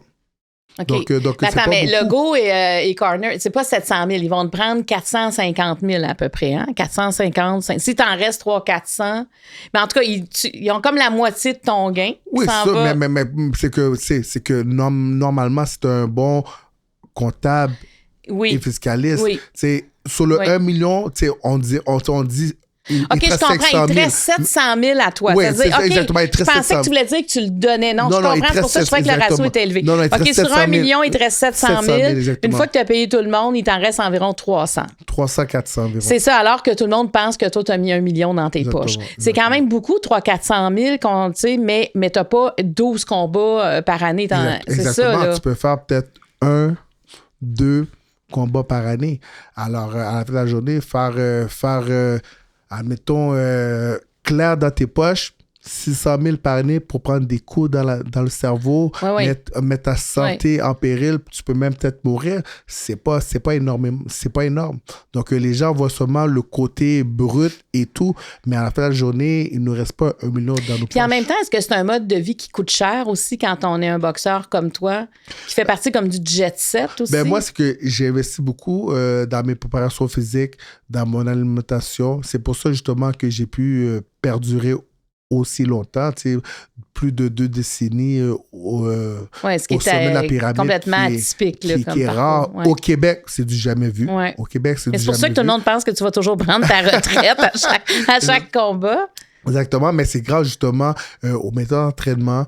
Je suis allé souvent aux États-Unis pour apprendre des nouvelles méthodes d'entraînement qui n'étaient pas accessibles ici. Ma nourriture, quand je m'entraîne, je mange, je coupe la gluten, je mange pas de produits laitiers, je bois beaucoup d'eau, je coupe le sel, le sucre. Alors, je m'alimente vraiment, comme on dit en mécanique, A1, A1. Puis c'est ça justement qui me permet de performer parce que si vous ne voulez pas la nourriture, c'est notre gaz. C'est ça qu'on met. Donc, si on met du McDonald's, ça va être du gaz brown ce qu'on met. Puis si on mange bien, ça va être du gaz premium, du gaz A qu'on met. Puis c'est ça qui va nous permettre de justement carburer dans nos activités physiques ou sportives. Là, tu as annoncé récemment que ce serait ton dernier combat en 2026. Après ça, c'est la retraite. Oui. Ça t'a fait quoi d'annoncer ça officiellement?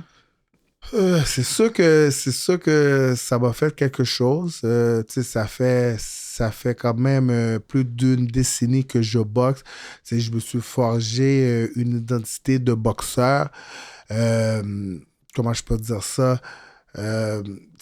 On me compare un peu au LeBron James de la boxe québécoise parce que LeBron James, ça fait 20 ans qu'il est dans la NBA. Moi, ça fait 20 ans que je suis au sommet de la pyramide. Fait que c'est venu me chercher.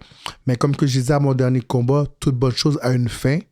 Mais cependant, je crois que c'est une transition. C'est une transition que je vais faire. Je vais quand même garder la mentalité de champion. Puis c'est cette mentalité-là qui m'a bâti en tant qu'homme, athlète. Puis je vais l'apporter dans les autres sphères que je vais entreprendre après ma retraite. Ça veut dire quoi, c'est une mentalité de champion? C'est vraiment de work ethic, comme qu'on dit en anglais, la discipline de travail, travailler fort, être persévérant, résilient. Puis dans tout ce que je vais faire, je vais apporter ces qualités-là avec moi pour pouvoir réussir, que ce soit dans le domaine de l'entrepreneuriat, que ce soit à la télévision, à la radio. Comme que j'ai toujours mentionné, j'aurais aimé peut-être avoir mon late night show un peu, ou même que ça soit à la radio, à la télé, parce que je suis bon avec le public. Le public québécois m'apprécie énormément. Alors, je pense que ça serait vraiment quelque chose de naturel pour moi de pouvoir continuer là-dedans avec le public québécois. Qu'est-ce qui va te manquer de cet univers-là qui est la boxe? Qu'est-ce qui va me manquer? Pour vous dire la vérité, c'est vraiment l'adrénaline. C'est vraiment quelque chose de marcher vers le ring. Quand j'ai boxé contre Lucien Boutet, 21 000 spectateurs, c'était quelque chose d'extraordinaire. Tout ce qu'on entend, que ce soit Boutet, Pascal, c'est vraiment une adrénaline que je pense pas que je vais pouvoir ressentir ailleurs, dans n'importe quelle autre sphère que je vais faire dans ma vie. Fait que je pense vraiment que c'est l'adrénaline de monter sur le ring, de combattre contre un autre adversaire. Maintenant, je vais faire d'autres combats, mais ça va être des combats pas contre d'autres adversaires de boxe, mais dans d'autres choses dans ma vie. Mais est-ce que c'est ça qui fait que tu as tenu aussi longtemps, cette adrénaline-là? C'est une grande reconnaissance aussi. J'imagine qu'après, ça peut être plate, la vie, quand tu connais un pic comme ça d'adrénaline. Mais on m'a demandé souvent, genre, pourquoi tu continues à boxer, pourquoi tu fais ci, pourquoi tu fais ça. Puis, je disais comme ça, oui, j'ai encore du gaz dans la tête. Ouais. Oui, j'aime boxer, c'est une passion. Mais peut-être en même temps, j'avais la peur de ce manque-là, de ce côté d'adrénaline-là que j'ai quand que je marche vers le ring, d'avoir un combat. Parce que, oui, c'est bien beau, on fait de l'argent, on a de la gloire, mais qu'est-ce qu'un athlète ou un artiste veut au-delà de l'argent et la gloire? C'est être aimé. C'est la reconnaissance de nos pairs, de nos gens, de notre public. Et c'est souvent que peut-être que j'avais peur de ne pas n'avoir fait assez dans ma carrière pour avoir la reconnaissance, l'affection de mon public. Mais est-ce que tu as l'impression que tu as eu suffisamment de reconnaissance? Ou est-ce que ça a été à la hauteur de tes attentes? Pour vous dire la vérité, je crois que j'ai pas été apprécié à ma juste valeur au Québec, malgré que, j'ai la fan de base, c'est le fan base que j'ai extraordinaire. J'adore mes fans.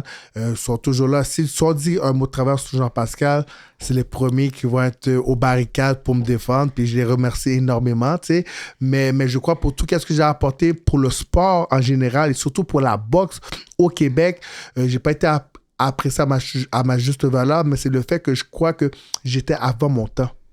J'étais avant mon temps. Je fais des choses que les gens comprenaient plus ou moins au Québec. Puis maintenant, avec le temps, c'est là que les gens voient, ah, OK, ben c'est normal. C'est souvent, je faisais des métaphores, j'apportais du piquant dans mes conférences de presse. C'était pas pour manquer de respect à mon adversaire ou quoi que ce soit. C'était justement pour mettre du piquant, pour attabler les gens le vendredi ou samedi soir au combat de Jean-Pascal. Mais moi, j'ai toujours l'impression que ton combat commençait avant. Oui, exactement. Parce que c'est dans le sport... le mental est très important, que ce soit dans un sport d'équipe, un sport individuel. Souvent, le match commence avant que la cloche sonne, avant qu'on met la puck sur la glace. C'est vraiment mental, comme je vous ai dit. C'est 75 physique, c'est 75% mental et 25% physique. OK, je veux qu'on fasse un exercice, Jean. Oui. Là, tu fais ta conférence de presse, là, tu provoques. Là. Tu commences déjà... Non, mais t'as toujours été comme ça. Là. T'es flamboyant, t'as des images. On change pas de poste. Là. Si t'es aux nouvelles, puis tu sais, mais c'est aussi ça ta force, une grande force de nous captiver à ce point. Personne indifférent. Jamais. Tu sais, puis j'imagine dans un sens ou dans l'autre. Si on est ton adversaire, puis si on est ton fan, on est aussi captivé par la personne que tu es. Mais là quand tu mets... c'est quoi? C'est pas une robe de chambre? Comment ça s'appelle ce que tu portes? Ouais, une robe de chambre. Une robe de chambre, Ouais, on l'appelle comme ça, chambre. OK. Mais quand tu mets ta robe de chambre, là, puis tu t'en viens, là, tu sais, puis là, tu rentres dans le ring, comment tu te sens? Tu sais, quand les gens t'acclament, là, quand tes fans sont là, comment tu te sens? Parce que là, tu t'en vas vraiment au combat, là, tu sais. Tu t'en vas à la guerre, là. Mais je me sens comme un soldat. Je me sens comme un soldat qui s'en va à la guerre. Je suis comme le général de guerre. J'ai mon équipe qui me suit derrière. J'attends justement la foule acclamer mon nom, Pascal, Pascal. Je me sens aimé. Et c'est pour moi, c'est un devoir d'offrir un bon spectacle aux partisans. Alors, je me sens content. Je me sens fier parce que, tu sais, avoir 21 000 personnes acclamer ton nom dans un stade, c'est pas c'est hors norme, disons. Donc oui, je me sens fier. Oui, puis t'es seul au combat, là. Oui, t'as toute ton équipe qui t'ont entraîné, tout ça, mais t'es quand même seul face à l'adversaire, là. Sur le ring, je suis seul au combat. C'est pour ça aussi que la boxe, c'est quelque chose de intriguant. C'est vraiment un one-on-one. On s'en va à la bataille. Ça nous rappelle un peu dans le temps des guerriers de Rome quand ils allaient dans l'arène et tout. Donc, c'est quelque chose de vraiment spécial. Puis, je suis fier, je suis heureux, je suis content. Puis vu pas, je me sens dans mon élément. Quand que je marche vers le ring, puis je m'en vais, je m'apprête à me battre avec quelqu'un. Et là, tu commences avant de commencer, là, ton visage est parfait. Et quand tu termines, t'as plein de marques là, dans le visage. Des fois, il y a des... En début de carrière, j'avais peu de marques, mais avec l'âge, je commence à avoir un peu plus de marques. Mais ça tu sais, avant d'arriver, tu y penses-tu à ça? Sincèrement, non. C'est pas quelque chose que je pense. Puis une chance. Une chance. Ben, une chance. Parce que si je passerais à ça, probablement, je n'irais pas. Parce qu'à un moment donné, j'étais à une game des Canadiens. C'était contre Pittsburgh. Puis je regardais la game des Canadiens. Puis à un moment donné, je commençais à regarder le Centre Bell. Puis je regardais là. Puis ma jambe droite a commencé à shaker, trembler. Puis je comprenais pas. Puis là, j'ai compris que quand j'ai... Puis le Centre Bell était plein. Puis là, j'ai compris que quand moi, j'ai boxé contre Michel Boutet, il y avait tous ces gens-là dans le Centre Bell, plus la glace était pleine. J'ai dit, oh mon Dieu, puis ma jambe shakeait. Mais lors du combat contre Michel Boutet, je ne m'en ai jamais aperçu parce que j'avais tellement une vision tunnel. Puis chance pour moi, parce que peut-être que si j'avais remarqué puis j'avais pensé à ces choses-là, j'aurais peut-être, comme on dit, choqué, comme on dit. Donc c'est là que j'ai vu que justement la force du mental, puis avoir une vision tunnel, c'est vraiment très, très important parce que je boxais même pas, j'étais dans un match des Canadiens, puis ma jambe shakeait quand j'ai vraiment réalisé qu'est-ce que j'avais fait. Mais c'est sûr que la boxe, tu sais, on parle beaucoup de pleine conscience, là, puis tu sais, c'est un peu ça, la pleine conscience, t'es juste là. Tu penses pas à d'autres choses. T'as ton adversaire devant toi, puis c'est un combat. Et comment on se sent quand on perd versus quand on gagne après un match? Ah, c'est sûr. Après un match, après un combat. Après un combat, mais c'est sûr que c'est désolant. T'sais, moi, je suis un gagnant. C'est sûr que perdre, même encore aujourd'hui, ma dernière défaite m'a fait énormément mal, souffrir. Mais avec l'expérience, c'est sûr que je suis capable de mieux comprendre ça, de pallier certaines choses. Mais c'est sûr que perdre, c'est jamais facile pour un vrai gagnant. Il y a des gens des fois qui perdent puis ils s'en foutent. Mais moi, perdre, ça fait pas partie de mon vocabulaire. Comment t'es après une défaite? Triste. Déçu. C'est pas juste déçu pour moi, mais c'est déçu pour les gens qui m'aiment, déçu pour mes fans. Les gens sont derrière moi, puis j'ai pas justement livré la marchandise, malheureusement, avec une victoire. Est-ce que tu te retires à ce moment-là? Est-ce que tu t'isoles? Ouais, beaucoup. Je peux m'utiliser, ça dépend des combats, mais je peux m'utiliser pendant plusieurs semaines, même plusieurs mois. Et c'est pas facile. Est-ce que tu peux toucher à des symptômes dépressifs à ce moment-là? Ben oui, j'ai déjà vécu une dépression. Au moment même, je comprenais pas que c'était une dépression, mais avec le recul, c'est là que j'ai vu que c'était une dépression. Alors oui, définitivement, parce que quand tu restes dans ta chambre pendant 3 semaines enfermé, puis tu sors pas, puis tu demandes à ta fille de t'apporter le dîner, le souper, parce que c'est juste resté enfermé dans ta chambre, c'est une forme de dépression. Je me souviens, tu étais venu m'en parler à l'émission Marie-Claude. Oui. Tu me dis ça, puis je me souviens de l'image de ta chambre. T'en sortais pas. C'est quand même... tu sais, autant t'es acclamé dans un lieu où il y a 21 000 personnes, autant le revers de ça, quand il y a une défaite, c'est l'isolement. C'est l'isolement, la honte de ne pas avoir livré la marchandise. Alors, puis aussi, tu sais, veux pas, tu vas avoir des détracteurs qui vont dire oui, si, ça. Donc, tu peux laisser justement les détracteurs rentrer dans ton cerveau, de rentrer. Là, le regard des autres, il te fait mal. Exactement, exactement. Mais comme je dis, avec le temps, j'ai appris à gager ça. Mais non, c'est sûr. Oui, mais apprendre à perdre, c'est pas la première chose qu'on apprend. Ben non, c'est sûr, mais je pense que moi, j'ai jamais appris à perdre. J'ai jamais appris à perdre. C'est pas quelque chose que j'aime puis que je veux apprendre non plus parce que je suis un gagnant dans ma vie. C'est ça, c'est comme comment le vivre une fois que c'est là. C'est ça, c'est sûr que malheureusement, dans la vie de tous les jours, on peut pas toujours gagner.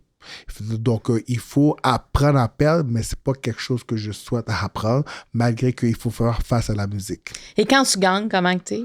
Comment tu es? Je suis heureux, content, sourire. On voit mes 36 dents sortis. Donc, non, je suis content, mais tu sais, je suis pas le gars non plus qui va aller me vanter ou quoi que ce soit. C'est juste, je suis heureux parce que, tu sais, derrière cette victoire, il y a beaucoup de travail.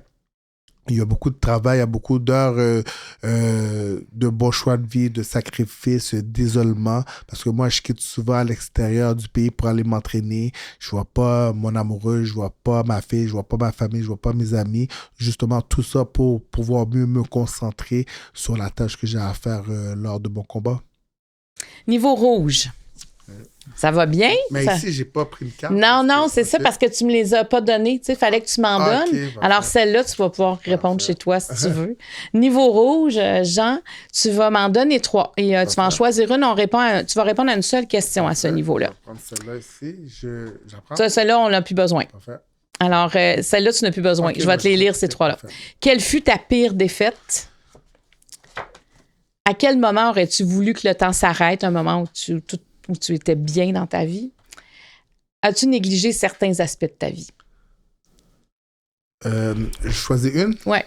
Quelle est ma pire défaite? Quel moment que j'aurais voulu que le temps s'arrête? As-tu négligé certains aspects de ma vie? Je peux répondre celle-là. Ah oui? Alors, as-tu négligé certains aspects de ta vie?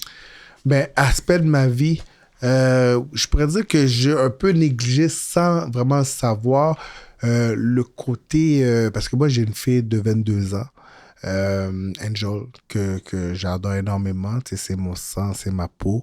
Ben, tu sais, je l'ai eu, j'étais vraiment jeune. J'avais 19 ans quand sa maman est tombée enceinte. Je pense qu'elle est née, j'avais 20 ans. Alors, être père, il n'y a pas de manuel. Tu sais, moi, en tant que immigrant, qu'est-ce qui est important pour les immigrants souvent, c'est de couvrir les 3 besoins essentiels. Nourrir, habiller l'enfant et loger. Donc, moi, je pensais que si ces 3 besoins étaient comblés, je réussissais en tant que père. Mais c'est plus que ça, juste être père. Il y a un côté émotionnel, il y a un côté aussi présence. Et plus jeune, j'étais plus ou moins présent parce que je l'ai eu, puis j'étais en ascension c'est dans ma carrière. Puis quand que j'ai atteint l'apogée de ma carrière, j'étais beaucoup en demande, j'étais beaucoup parti à l'entraînement, mais tu sais, ma fille, elle a toujours été gâtée. J'ai toujours été présent à ma manière, mais le côté émotionnel, je pense que j'ai eu un manquement de ce côté-là. Puis comme j'ai dit, il n'y a pas de manuel pour apprendre à être père. Puis c'est à l'âge adulte que j'ai compris qu'elle a eu un manquement de ce côté émotionnel-là, que j'ai été plus ou moins présent psychologiquement, émotionnellement pour elle. Et veut pas, j'ai une bonne relation avec ma fille, mais elle pourrait être encore meilleure aujourd'hui. Et c'est quelque chose que je regrette que peut-être que je me suis trop concentré sur l'aspect de ma carrière et moins sur mon côté paternel quand j'étais plus jeune. Est-ce que c'est elle qui te l'a dit? Oui. Comment t'as pris ça quand t'en as parlé? J'ai pris ça, pour être franc avec vous, avec, tu sais, je l'ai, comment on ça, dénié? Tu étais dans le déni, en fait. Dans le déni, ouais. exactement. J'étais dans le déni parce que pour moi, elle a manqué de rien. Elle a mangé elle mangeait 3 fois par jour, elle avait les plus beaux vêtements, elle habitait dans une belle grosse maison. Alors pour moi, je comblais les besoins essentiels d'un enfant, mais ça va au-delà de là, c'est le côté émotionnel. Puis c'est ça qu'elle a essayé de me faire comprendre. Puis avec le temps, c'est là que j'ai un peu mieux compris et c'est là que j'ai eu des regrets là-dessus, que j'ai vu que j'ai négligé cet aspect-là de ma vie. Oui, c'est que la grosse maison ne venait pas combler ce que toi, tu pouvais lui apporter. Exactement. Sur le plan émotionnel. Et à partir de ce moment-là, est-ce que tu as changé ta façon d'être avec elle? Oui, définitivement. Mais tu sais, on ne change pas du jour au lendemain. Non. C'est ça. Fait que c'est ça. Il y a des prises de conscience comme ça tout au cours de la vie qui sont importantes. Oui, exactement. Maintenant, j'essaie de faire... maintenant, elle a 22 ans. Fait que c'est sûr que... Elle veut plus voir papa autant que quand elle avait, mettons, 15, 16 ans ou 12 ans. Mais on essaie de faire au moins 1 à 2 activités par semaine ensemble, juste moi et elle, séparées filles, pour essayer de renouer ce lien, pas qui a été brisé, mais qui a été plus ou moins là. Et comme je vous dis, j'ai quand même une bonne relation avec ma fille, mais c'est moi, j'aurais voulu qu'on soit comme ça ensemble. Et malheureusement, on n'est pas comme ça. On est comme ça, mais pas comme ça, un peu. Mais ça, j'essaie de me reprendre, de me rattraper sur ce côté-là. Mais de donner du temps au temps. Hein, ça, exactement. Il faut donner du temps au temps pour pouvoir guérir les blessures du passé. Et qu'est-ce que ça t'a fait de devenir père? Qu'est-ce que ça m'a fait? Comme je dis, j'étais père vraiment jeune. C'est sûr que devenir père, ça ne vient pas avec un manuel d'instruction. C'est sûr que... Mais est-ce que c'est comme si tu avais quitté le monde de l'adolescent, du jeune adulte pour devenir un homme? Tu sais, y a-tu comme quelque chose comme ça qui s'est passé? Au début, ça a été un peu traumatisant pour moi parce qu'à 19 ans, je me considérais un peu comme un enfant, toujours comme un enfant. Et j'ai eu un enfant. Alors, un enfant qu'un autre enfant, je trouvais ça un peu difficile. Mais par contre, tu sais, j'ai été capable de jongler avec ça. Ça n'a pas été facile en début de carrière, ça n'a pas été facile, mais ça m'a fait réaliser que justement que je suis plus tout seul, que j'ai quelqu'un comment je peux dire ça, j'ai quelqu'un qui s'attend quelque chose de moi, donc c'est important, je peux plus juste passer à moi, il faut que je passe à elle. Quelqu'un qui dépend de toi en partie. Qui dépend de moi, puis c'est une des raisons pourquoi, parce que sa mère vient pas d'ici, sa mère vient de Sainte-Lucie, l'île dans les Antilles, Sainte-Lucie, et c'est pour ça justement que je me suis battu, je suis allé en cours justement pour avoir la garde totale de mon enfant, parce que sa mère retournait dans son pays, et sa mère voulait l'emmener avec elle à Sainte-Lucie. Et moi, je me suis dit, ça aurait été tellement plus facile pour moi de la laisser partir avec sa mère, puis envoyer une pension alimentaire à chaque mois, puis je fais mes affaires, ma belle vie ici. Mais moi, je ne pensais plus à moi, il fallait que je pense à elle. Puis je me disais, pour son avenir, qu'est-ce qui est mieux? Qu'elle reste au Canada ou qu'elle aille en Haïti? Les chances de succès ou d'options dans la vie. Elle aurait beaucoup plus d'options dans la vie si elle reste au Canada que si elle vit dans une petite île qui est Sainte-Lucie. Alors, je me suis battu en cours pour avoir la garde totale de ma fille. J'avais, je crois, à l'époque 24-25 ans.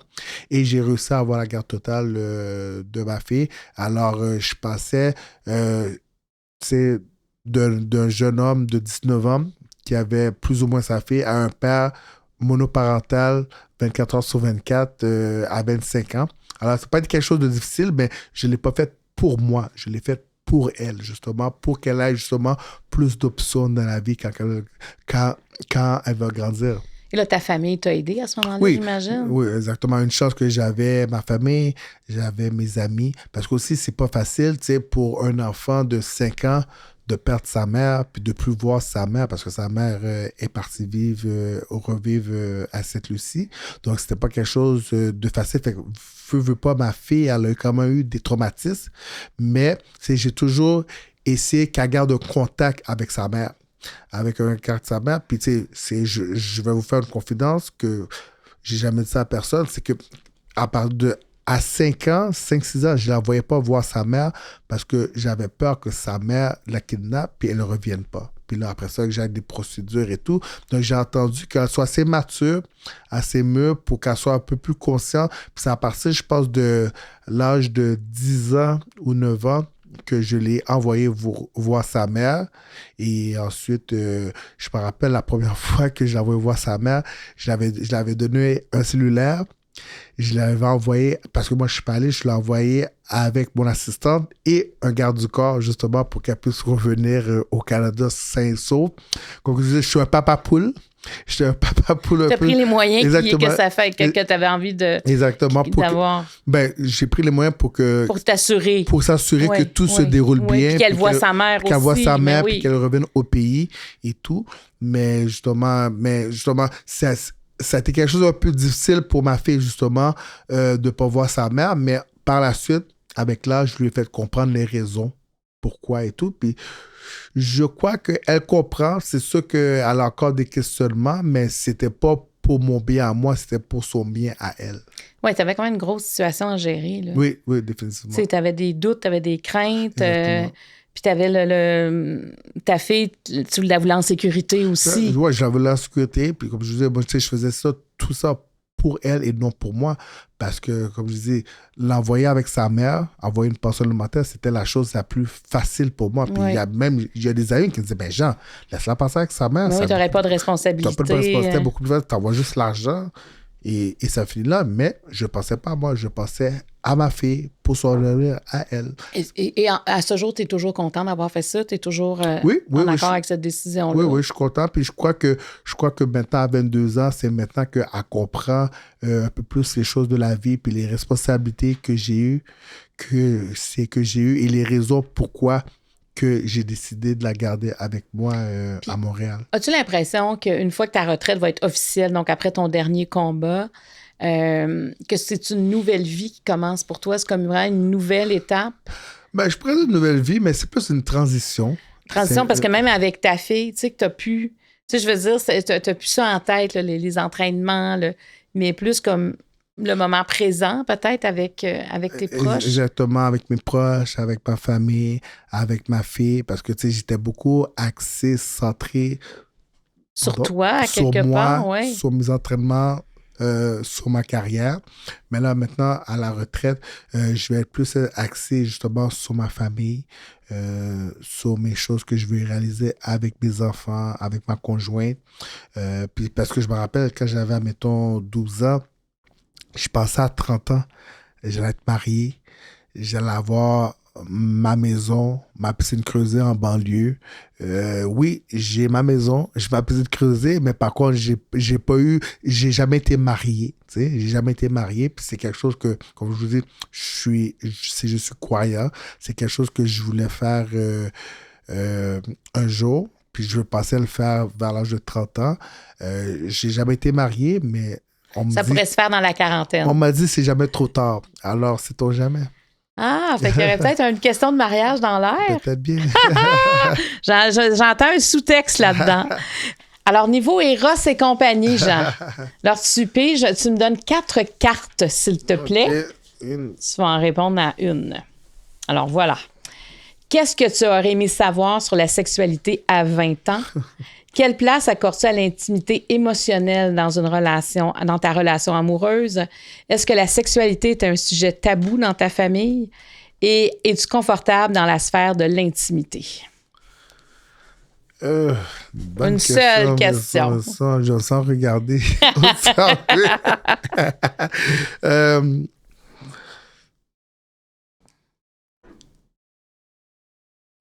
Ben, je pense que est-ce que la sexualité était un sujet tabou dans ma famille? Quelle est la place accordée à l'intimité émotionnelle dans ta relation amoureuse? Qu'est-ce que tu aurais aimé avoir su la sexualité à 20 ans? Je crois que... Ben, je vais prendre ça ici. Par rapport à ta famille? Oui. La sexualité dans la famille, je viens d'une famille haïtienne. Donc, tu sais, la sexualité, c'est très, très tabou chez les immigrants, surtout chez les Haïtiens. Tu sais, j'aurais peut-être que ma mère me parle plus de sexualité, comme ça, j'aurais su plus de choses et tout. Mais vu que c'est ma mère, c'était quand même une madame qui était très réservée, très, très comme prunelle un peu. On n'a jamais eu vraiment de débat sur la sexualité. Puis je crois que c'est quelque chose d'important pour les jeunes d'avoir des échanges sur la sexualité avec leurs parents. Et c'est quelque chose que je pense que si j'avais eu plus jeune, avec mes parents, ça aurait peut-être changé d'autres choses dans ma vie. Est-ce qu'il y avait des mystères par rapport à la sexualité quand tu étais jeune? C'est que personne ne pouvait répondre ou tu aurais aimé savoir, mais tu ne savais pas à qui l'a demandé. Des mystères, pas des mystères, mais souvent, c'est que je pensais que, ça, c'est à cause de ma grand-mère. Elle disait comme ça que, tu sais, parce que la sexualité, c'était tabou, mais l'homosexualité aussi, c'était tabou chez les Noirs, c'est dans la famille haïtienne. Puis c'est ma grand-mère disait souvent aussi que les Noirs n'étaient pas homosexuels. Il n'y avait pas de Noirs c'est homosexuel. Puis moi, je croyais à ça quand j'étais jeune. Puis quand j'ai vu la première fois un Noir homosexuel, j'étais un peu confus. Je disais, ben non, c'est impossible. Ça n'existe pas. Ma grand-mère disait que ça n'existait pas. Mais vu que c'était tabou pour sa génération à elle, personne n'en parlait. Exactement, personne n'en parlait. Puis elle m'a transmis ça un peu. Mais tu sais, c'est des choses, je pense que c'est important. C'est être homosexuel. Il ne faut pas être gêné, c'est quelque chose de normal. Ben, c'est quelque chose qu'on ne décide pas. Exactement. C'est quelque chose déjà, l'orientation sexuelle, ça on vient au monde comme ça. Je veux dire, on ne décide pas un matin, on le ressent, on le vit. Puis surtout, qu'est-ce que j'ai appris, c'est que c'est pas à cause que tu es homosexuel que tu es une meilleure ou une moins bonne personne. Exactement. Ça te définit pas en tant que personne. Ton orientation sexuelle, ton orientation politique ou sinon même ta race. Alors, c'est des choses que je trouve que l'être humain met beaucoup d'emphase puis qui sont peu importants dans la vie de tous les jours. Mais tu as raison. Tu sais, je veux dire, c'est quelque chose que tu vis personnellement aussi. Est-ce qu'avec ta fille, tu as été à l'aise de parler de sexualité? Oui, compte tenu que j'avais pas vraiment eu cet aspect-là avec mes parents, c'est quelque chose justement que je voulais transmettre à ma fille, mais c'est juste qu'aujourd'hui, je trouve qu'elle est trop à l'aise. Parce qu'elle t'en parle ouvertement. Exactement. Des fois, elle me racontait des choses, puis je disais, dans ma tête, je disais, ben, tu sais pas que je suis ton père? T'es pas supposé de me dire ça. Tu comprends? T'avais trop d'images. J'avais trop d'informations, trop de détails. Mais en même temps, je le disais pas parce que j'étais content qu'elle m'en parle. Mais en même temps, il y a certaines choses que j'aurais pas aimé savoir. Mais bon, tu sais, je suis content de le savoir parce que je connais c'est quoi sa vie sexuelle, je connais ses besoins et tout. Mais tu sais, en tant que parent, en tant qu'immigrant, c'était un peu awkward, comme on dit pour moi au début, mais à la fin de la journée, je suis content qu'elle a cette ouverture d'esprit-là de pouvoir m'en parler. Mais je pense que les jeunes d'aujourd'hui, ils ont plus de facilité, puis tu sais, il y a des podcasts aussi qui existent qui rendent comme la sexualité très accessible, où on parle des plus grands tabous, tu sais, comme sexe oral, par exemple, avec Joanie ou Lisande, qui vraiment, des fois, c'est surprenant, les sujets, mais les filles assument pleinement ça, elles en parlent avec les invités. Tu sais, moi, j'ai vu chez mes filles comment elles écoutaient ce podcast-là, elles s'en parlaient entre elles, puis je me disais, mais ça finit par faire œuvre utile. Des fois, c'est un peu sensationnaliste, là, t'entends ça, des fois, je me sens voyeuse quand j'écoute ce podcast-là, mais en même temps, c'est que ça ouvre les esprits, tu comprends ce qui se passe, et je pense que ça fait que tu en parles avec tes parents avec plus de facilité. Probablement, tu sais, avec l'ère de Internet, on voit plein de choses. T'sais, moi, je me rappelle, à mon époque, on avait Bleu Nuit. Puis Bleu Nuit, TQS, exactement, TQS, puis Bleu Nuit, on voyait rien. Puis c'était interdit de regarder ça à mon époque, c'est quand j'étais jeune. Mais tu sais, là, je pense à Bleu Nuit qu'on voyait absolument quasiment rien. Que maintenant, aujourd'hui, avec Internet et les podcasts et tout, je vois ça, je fais wow. Il y a eu une belle évolution. Est-ce que l'évolution a été trop vite? Je pense pas, mais c'est juste que... Faut qu'on s'adapte comme exactement, parent. il faut s'adapter en tant que parent. Tu sais, mon père, moi, il a 82 ans, Jean, puis il disait que lui, quand il était jeune, il avait déjà le catalogue Sears, puis il y avait déjà une section avec des femmes en soutien-gorge, puis c'était comme, tu sais... j'ai regardé ça, moi, c'est le catalogue Sears que j'étais jeune. Pour vrai, tu regardais les femmes en soutien-gorge. Exactement, je me rappelle. Je l'avoue. Ça a été ta première revue presque érotique. Exactement. Ah oui, mon père me contait ça. Il dit, on essaie d'imaginer ce qu'il y avait en dessous des soutiens-gorge, là, tu sais, à quoi ça ressemblait. Je peux vous conter aussi une anecdote que j'avais eue. J'étais en 6e année et il y avait un élève qui avait apporté un Playboy dans la classe. Puis là, tous les gars, on voulait le voir. Fait que ça se passait. Puis la journée que c'était rendu mon tour, je l'ai eu sur l'heure du dîner. Puis sur l'heure du dîner, je retournais à la maison manger. Et je l'avais caché. Puis ensuite, je suis allé dans la toilette. Je suis allé manger mon repas. Je suis allé dans la toilette en regardant avant de retourner à l'école. Et ma grand-mère, qui me surveillait beaucoup, elle ne comprenait pas pourquoi que j'étais dans la toilette aussi longtemps. Puis, m'en est à connaître. Qu'est-ce que tu fais dans la toilette? Puis, je disais, je suis dans la toilette, je vais sortir. Moi, connaissant ma grand-mère, qui était une détective hors norme, je disais que si je sors avec le Playboy, je vais me faire chicaner. Fait que là, je me dis, je vais le cacher dans mes pantalons. Mais je me suis dit, si je le cache dans mes pantalons, peut-être qu'elle va me fouiller pour voir si j'ai quelque chose. Là, je dis, je vais le cacher. Là, j'ai été le cacher comme dans les tiroirs, en dessous de plein de boîtes et quoi que ce soit. Et ensuite, je suis sorti. Là, elle m'a regardé d'une façon bizarre. Je suis allé à l'école. Quand je suis revenu de l'école, elle m'a dit, je sais qu'est-ce que tu faisais dans la toilette. Là, je lui ai demandé, mais qu'est-ce que je faisais? Là, elle m'a sorti le Playboy. Là, oh mon Dieu Seigneur. Là, je dis, bon, je vais passer un mauvais quart d'heure avec mes parents. Là, elle dit, je vais le dire à ta mère et tout. Là, je dis, oh mon Dieu Seigneur, j'avais honte, tu sais. Tu savais plus comment te sortir de ça. Exactement, je savais pas vraiment me dire que ça. Puis ensuite, quand ma mère est rentrée au travail, ma grand-mère lui a dit, et étonnamment, ma mère m'a rien dit. Elle n'était pas fâchée. Elle m'a rien dit. Mais je pense que justement, c'était le fait que là, ma mère voyait que je regardais les femmes. Fait que pour elle, dans sa tête, j'étais pas homosexuel. Parce que ça, c'est une grosse peur pour les immigrants, souvent, l'homosexualité de leurs enfants. Fait que ma mère, elle m'a pas chicané, elle m'a rien dit. Fait que pour une fois, à cause du je me suis pas fait chicaner, je m'en ai bien sorti, ma mère m'a rien dit.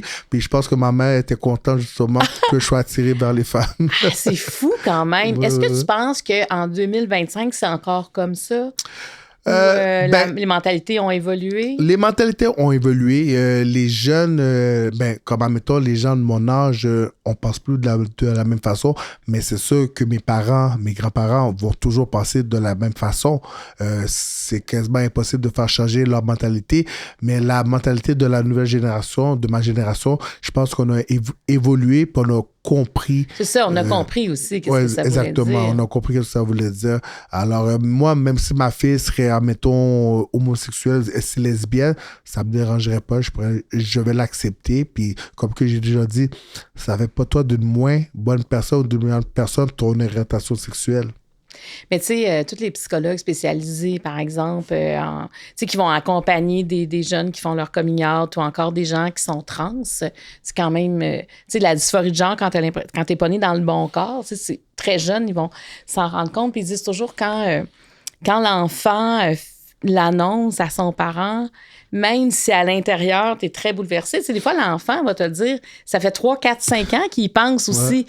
Puis même si t'es bouleversé, il faut pas que tu le montres à l'enfant. Tu vas vivre ça ailleurs. Exactement. Tu vas finir, c'est-à-dire que c'est sûr que ça peut être un choc, mais après ça, bon, tu te remets de ça, là. Mais parce que l'autre, ça fait des mois ou des années qu'il essaie de te le dire. Exactement. Fait qu'il faut pas comme démolir son château de cartes. Non, mais souvent aussi, les parents le savent. Oui, mais depuis que l'enfant le dit pas verbalement... Ça fait toute la différence. Exactement. Pour eux, ça n'existe pas. Ils ne sont pas. Mais depuis que l'enfant va le dire verbalement, là, ça peut faire écrouler un château de cartes. Mais comme je vous dis, il y a eu beaucoup d'évolution. Ouais. Puis je pense que maintenant, avec la nouvelle génération, Ouais. les gens, les enfants ne devraient plus avoir peur de dire à leurs parents. À mon émission, j'avais fait la dernière année que j'étais en télé, une émission sur les trans.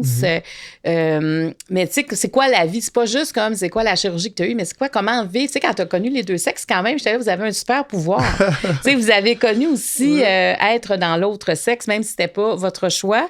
Et il y a un garçon qui disait, bon, lui, il est né fille, là, mais tu sais, c'est un garçon. Puis il disait, tu sais, moi, je l'ai dit à 21 ans, dans une réunion de famille, il y avait ma grand-mère, mes parents, tout ça. Puis je leur ai dit, bon, j'ai une annonce à vous faire. Je vais transitionner. Je suis un garçon à l'intérieur, puis il faut que je trouve l'équilibre à l'intérieur de ça. Puis il dit, bien, tout le monde me regardait, il dit, bien, ça fait longtemps qu'on le sait, on attendait que tu nous l'annonces.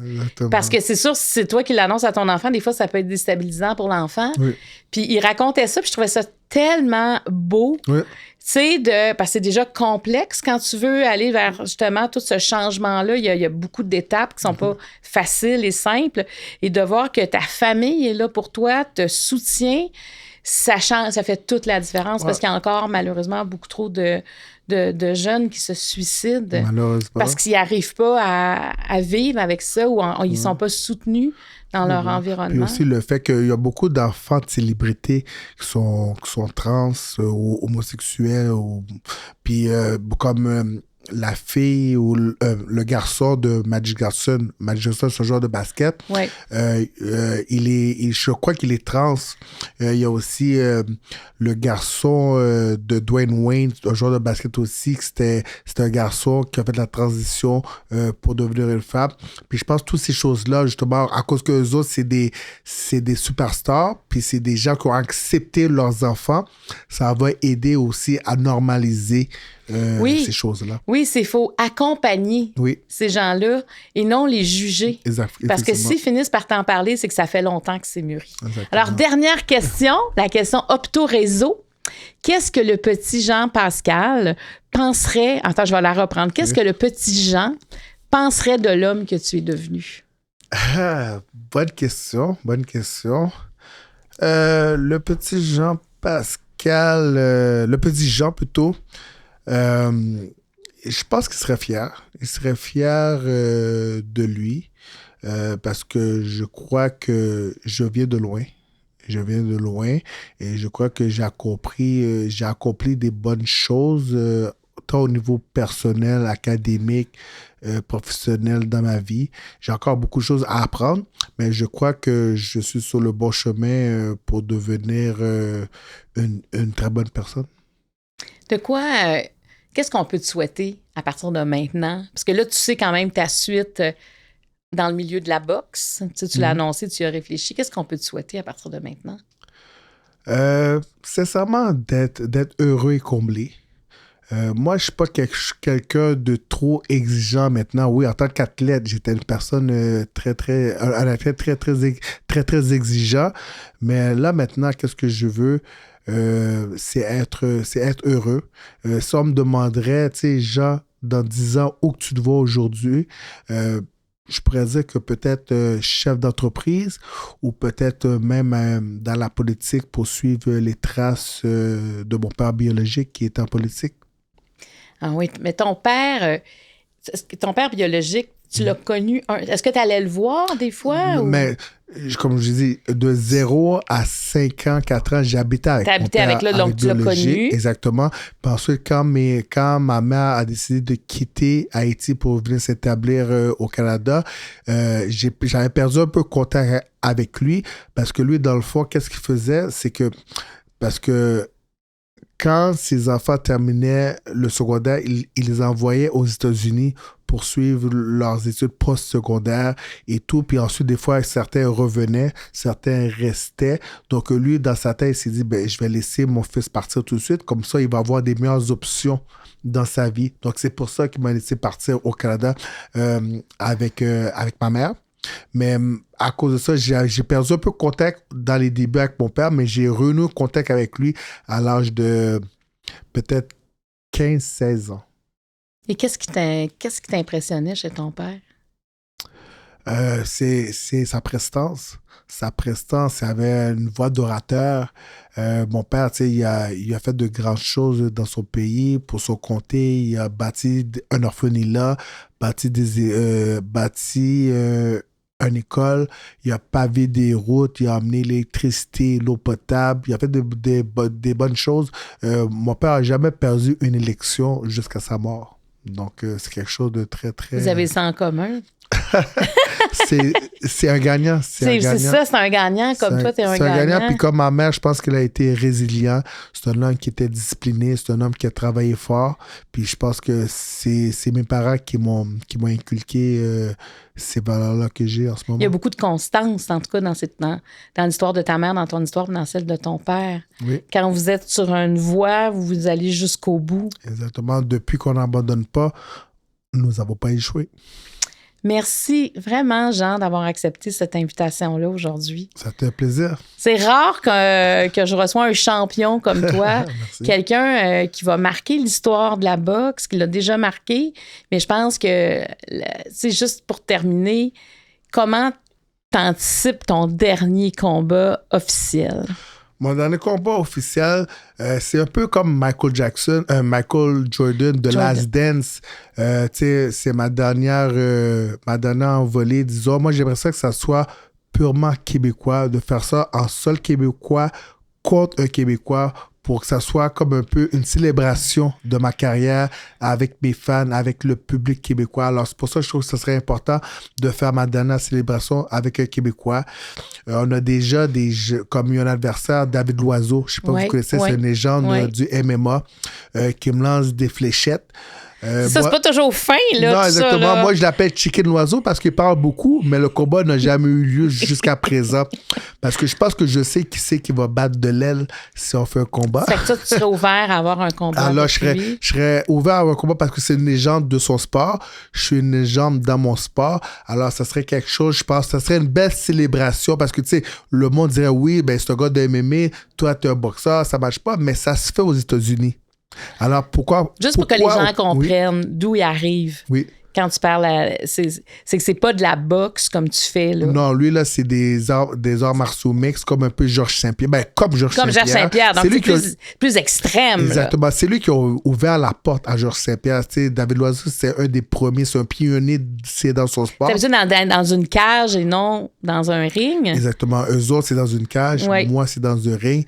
Alors, on pourrait faire un combat mixte. Peut-être même faire un combat de boxe, au lieu que ce soit dans un ring, mais que ce soit dans une cage, ou peut-être faire un combat de boxe, puis comme que je lui ai dit, je serais prêt à offrir une revanche dans un octogone, dans une cage, parce que son nom c'est David Loiseau, et je suis sûr que je vais le faire voler comme un oiseau dans la cage.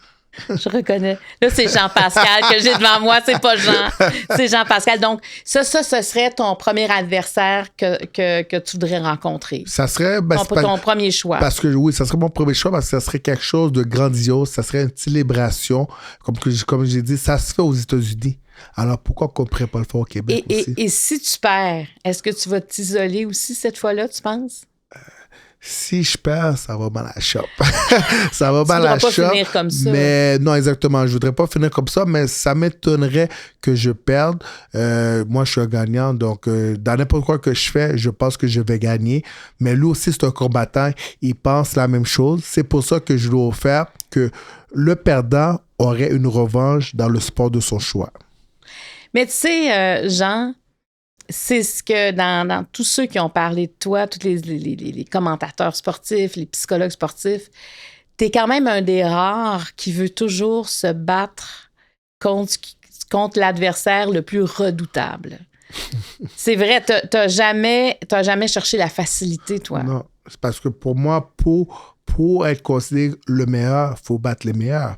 Alors, pour battre les meilleurs, il faut affronter les meilleurs. Donc, parce que c'est facile de se dandiner à Montréal comme David Loiseau en disant « Ah oui, je peux le battre, je peux faire ci, je peux faire ça. » Mais tant que tu n'as pas affronté les meilleurs, tu ne sais pas vraiment à l'intérieur de toi si tu es le meilleur. Puis moi, j'ai toujours pensais que j'étais le meilleur. Alors, c'est pour ça que j'ai toujours voulu affronter les meilleurs pour prouver au monde entier que j'étais le meilleur. J'adore parce qu'on finit avec Jean-Pascal.